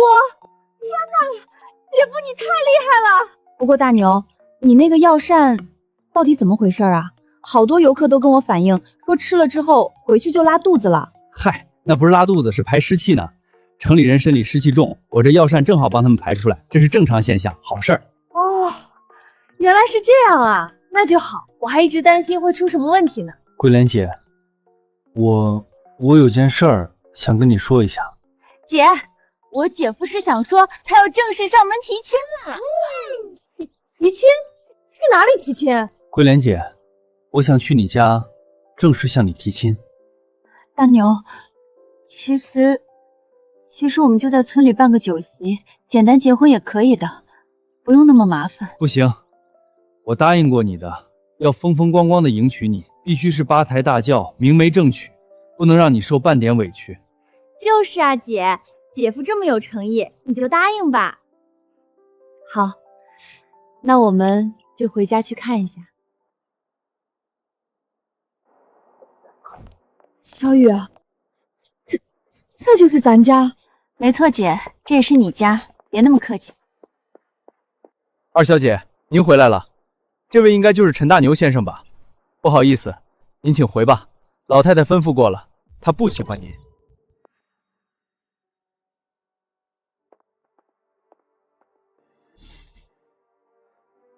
不欢迎大牛，那我们也不来了。什么狗屁地方！姐，你别着急啊，到底怎么回事？我问清楚。李叔，我妈不是同意了吗？怎么老太太又变卦了？二小姐，老太太昨天见了刘明远，并且知道了陈大牛先生的身份，所以老太太不同意。又来这套，是不是又瞧不起我们乡下人？大小姐，您误会了，老太太说了，不是因为乡下人的问题，而是如果大小姐您没有流落在外，以您的身份，陈大牛连和您说话的资格都没有。没事的，桂莲姐，我在外面等你们。既然是你家人，你进去见见也好。老太太，今天你要是不让陈大牛进这个门，我王桂莲这辈子也不回来认这个亲。等一声，女儿，你们等等。爸，如果不欢迎我们，就该提前说。我们人都到门口了，你们却不让进门，这是什么意思？羞辱我们吗？家里又不是我说了算，你奶奶的脾气你还不知道吗？大牛，这就怂了。我可告诉你，老太太不全是那么不讲理，而且刘明远现在就在屋里，跟你未来岳母聊得正开心呢。好，我跟你们进去，我倒要看看是怎么回事。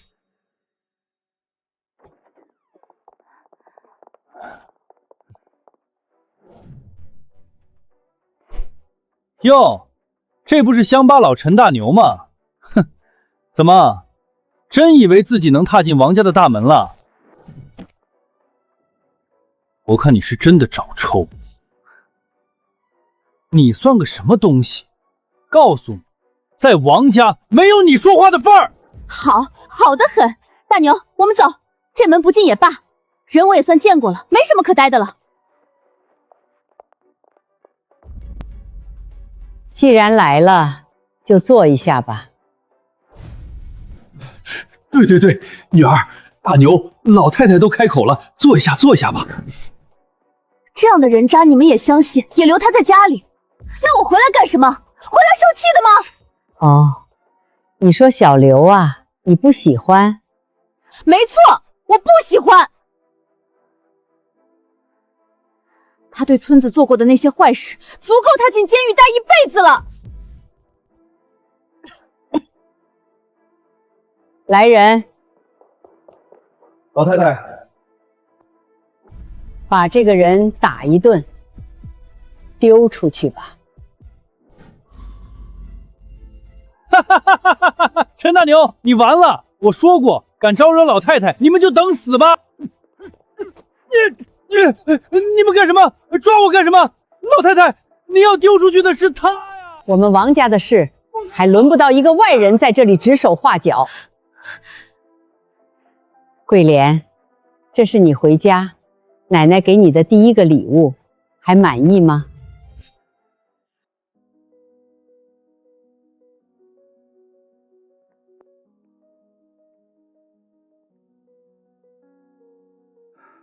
怎么很奇怪对吗？我妈暂时不会接受你，大牛。为什么？我就是想和大牛结婚，怎么就不行了？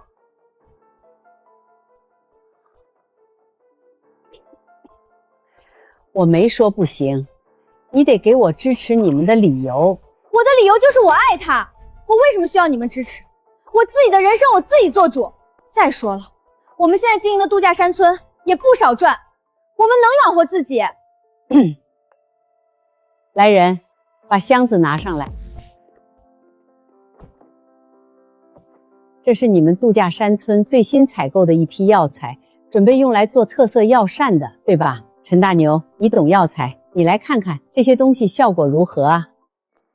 这些都是假的，用普通草根熏制染色，不仅没有药效，吃多了还会上身。没错，全被调包了。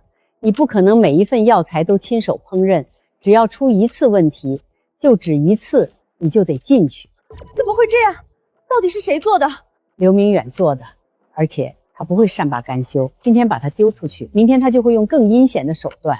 这样的事未来只会有更多。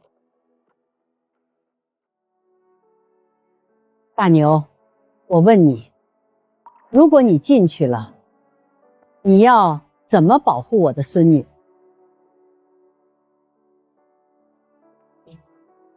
大牛，不管你将来如何，我都认定你了。妈，您就别吓唬大牛了。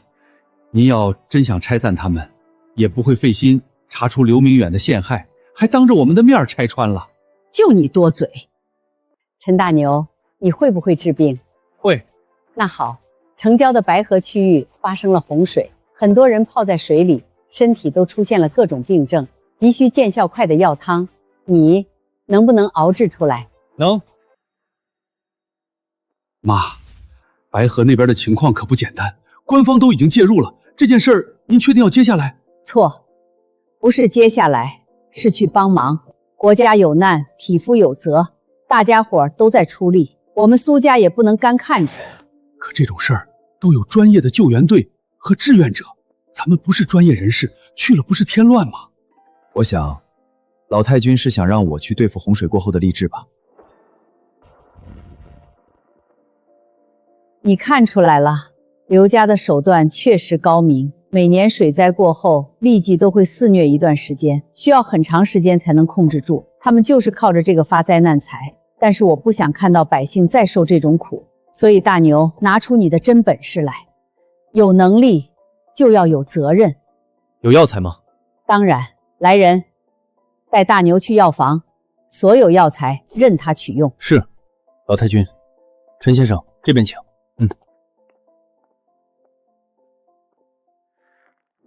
奶奶，您就别为难大牛哥了，他已经证明自己了。为难个屁！就是因为你们一个个都这么心慈手软，才会被刘明远那种小人骑在头上。要是换做我年轻那会儿，他敢这么算计我，我早就把他埋土里了。妈，您都说是早些年了，现在是法治社会，可不能这样。对付刘家，光靠商业手段是漫漫蚕食，太慢。但现在有了大牛，我们就可以直接在他们的命脉上动刀，在源头上掐死他们。你们以为刘家是靠什么起家的？就是靠着祖传的那个治痢疾的方子。往年水灾，他们的药不仅卖得死贵，见效还特别慢，但偏偏只有他们有。您的意思是，只要大牛哥能做出见效更快的药，他们家唯一的依靠就没了？没错，要下手就要快、准、狠，一次就让他们永世不得翻身。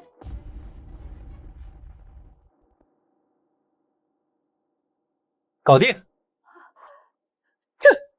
这么快？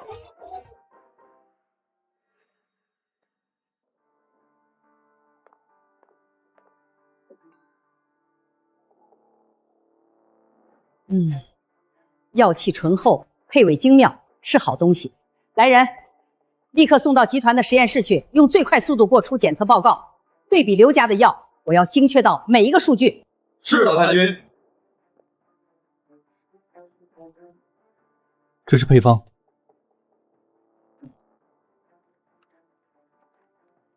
字不错，但这方子，我虽不懂医理，但看着不错。那是，我家大牛在治病救人上从来就没出过问题。奶奶，您看，这是大牛哥给您准备的寿礼呢，他特地在山里跑了一整天，听说可珍贵了。大牛哥，你在深山老林跑了一天，就给奶奶准备了这么个破树根？住口！亏你还是在苏家长大的，连百年何首乌都不认识吗？什么？百年何首乌？这个得要好多钱吧？钱都是次要的，这种年份的何首乌根本就是有价无市的稀世珍宝。大牛，你这份礼物太贵重了。没什么，桂莲是我的女人，那你们就是我的亲人，对亲人好是应该的。好，有心了。老太君，检测结果出来了。说，报告显示，陈先生的药效是刘家祖传秘方的10倍，而且药性温和，没有任何副作用。好，立刻安排下去。连夜熬制，明天一早就把药送到灾区去。这次我要让刘家彻底翻不了身。至于你们的婚礼，我同意了，挑个好日子，风风光光的办了。这个苏家下手真狠，一点礼貌都不懂，粗鄙。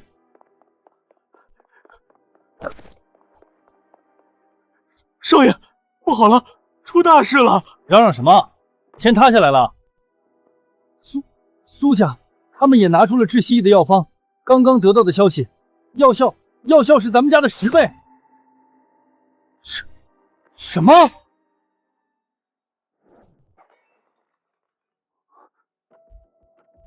？10倍药效？这怎么可能？怎么可能？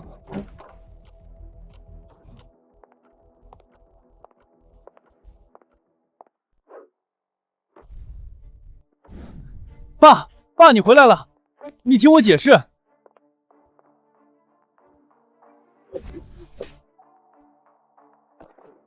你还给我解释什么？你知道你干了什么蠢事吗？我只是想挖一下水库里面的古墓，帮着家里回血，这有什么错？挖古墓？你是考古队吗？你狗屁都不是！还好你没挖，你要真挖了，信不信周边所有人都会想办法把你送进去？为什么呀，爸？就凭那个乡巴佬吗？他有那么大能耐？呵呵，乡巴佬，你到现在还觉得他是个乡巴佬？你可真是不知天高地厚。人家很聪明，不管做什么都是拉着全村人一起做。水库是全村的，药方收益也是全村的。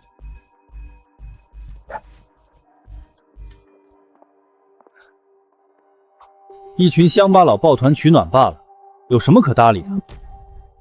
我怎么就生出来你这么个废物？你以为他只是为了一个村子？陈家村那边一旦发展起来，周边的交通、旅游、商业，方圆10几公里的城市经济都会被带动，那会带来多大的利润？那岂不是说，现在所有人都指望着陈家村，都向我们刘家倒下？爸，你快说，我到底该怎么做才能挽救回来？我不想坐牢，我不想刘家完蛋呀！什么乡巴佬？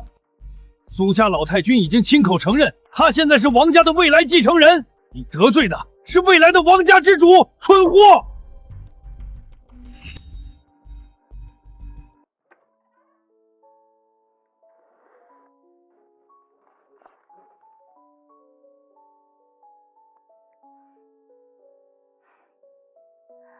这是我很早很早之前就准备的，真好看。其实我很早就想结婚，只是客死的人太多了，我自己都怕，我怕会连累你。没事，我不怕，桂莲姐，有我在，什么牛鬼蛇神都进不了你的身。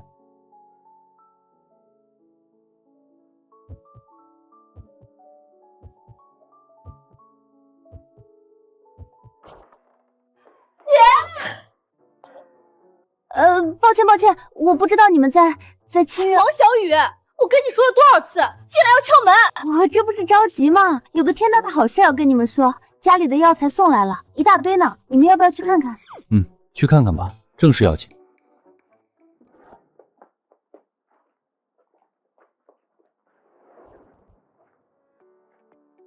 这么多？那当然了，之前被那个刘明远调包的药材，苏家那边帮我们全找回来了。而且我跟你们说个更劲爆的，刘家彻底完了。听说那个刘强因为商业诈骗和多项罪名已经被抓了，刘明远下落不明，恶有恶报。这条疯狗突然消失，绝对不会干什么好事。他现在一无所有，肯定会来报复，得预防一下。大牛，和你说个事儿。村长，怎么了？这么着急？村里放羊的二柱子说，刚才在后山那边，好像看到刘明远鬼鬼祟祟的出现过。他想干什么？难道是想报复我们？报复？他想来，我就怕他不敢来。我有个办法，需要大家配合我演一场戏，保证一次性就让他再也翻不了身，把他亲手送进去。陈大牛、王桂莲，你们给我等着！你们从我身上夺走的一切，我要你们千倍百倍的还回来！哎，你们是没看着，那药材堆得跟山一样高，就在村东头那个大晒谷场上。可不是嘛，多亏了大牛，咱们村又能过上好日子了。那是，大牛可是咱们村的大能人。哎，就是那么多药材堆在那儿，可得看好了。这天干物燥的，万一走了水，那可就全完了。放火？对呀，我怎么没想到，只要一把火烧了那些药材，我看你陈大牛拿什么交差，你的名声、你的钱全都会化为灰烬。不过，我得先想办法混进村子里。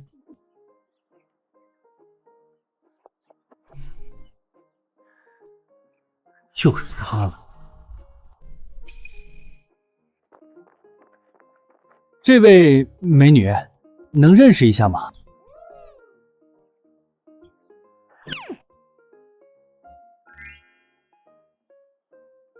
哟，你谁呀？我们村的，长得倒是怪好看的。我是外地来的，想找个亲戚，结果迷路了。美女，你能带我去村东头那边看看吗？我不太认识路。村东头？那可不行，那边现在堆满了村里的药材，不准外人靠近的。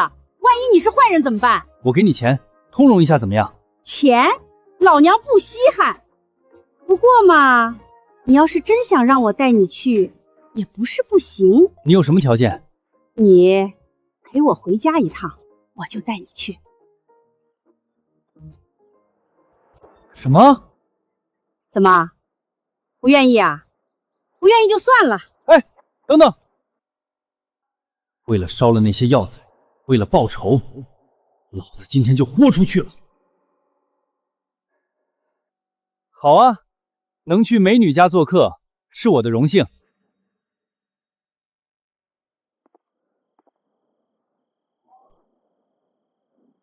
我脏了，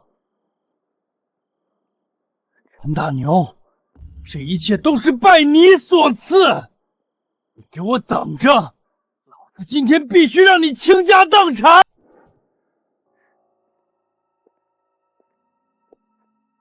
哈哈哈，终于让我找到了，陈大牛啊，陈大牛，这么多药材，你估计能赚不少钱吧？但是现在，他们全都没了！哈哈哈哈哈！烧，都给我烧光！陈大牛，让你欺负老子，你们全都给我去死吧！哈哈哈哈！快来人啊！村东头着火了！操，那个疯婆娘折腾死老子了！我跑不动了。刘明远，我们又见面了。你怎么来的这么快？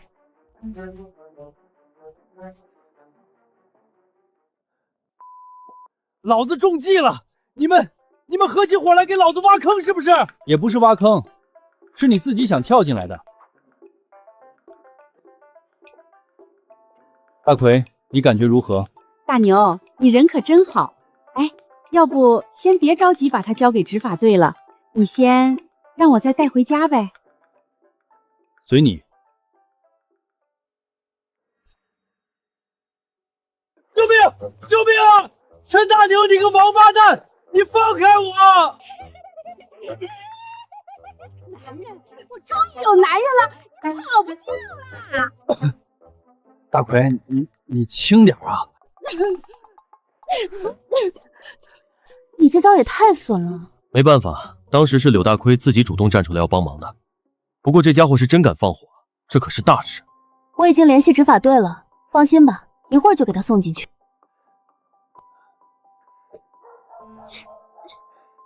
终于除了这个祸害了。大牛，你和桂莲结婚的事情我们都知道了，村里面决定帮你把这个婚礼给办了，必须风风光光的。啊，村长，这怎么好意思？不，这可是咱们村天大的好事，我们一定要好好操办。那可太好了，我这就邀请我那些朋友都过来热闹热闹。没记错的话，你的那些朋友都是美女吧？哎呦，桂莲姐，对不起，我错了，我也不想呀，我哪知道这么受欢迎？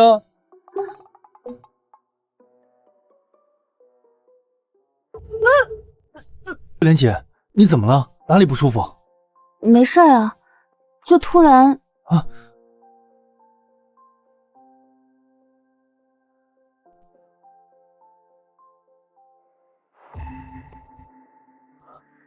桂莲姐，你怀孕了，我们要有孩子了。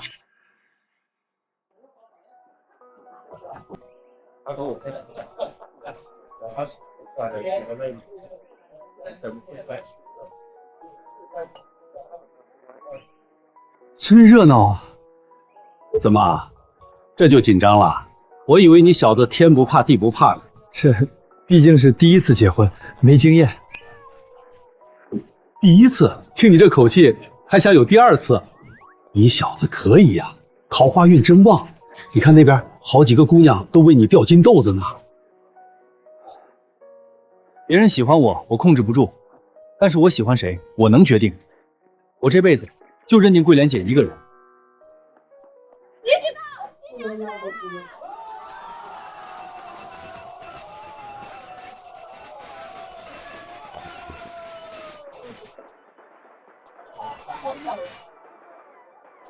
桂莲姐，你今天真好看。都老夫老妻了，还说这个，一辈子都看不腻。良辰吉时已到，新人拜堂成亲，一拜相见，二拜高堂，夫妻对拜。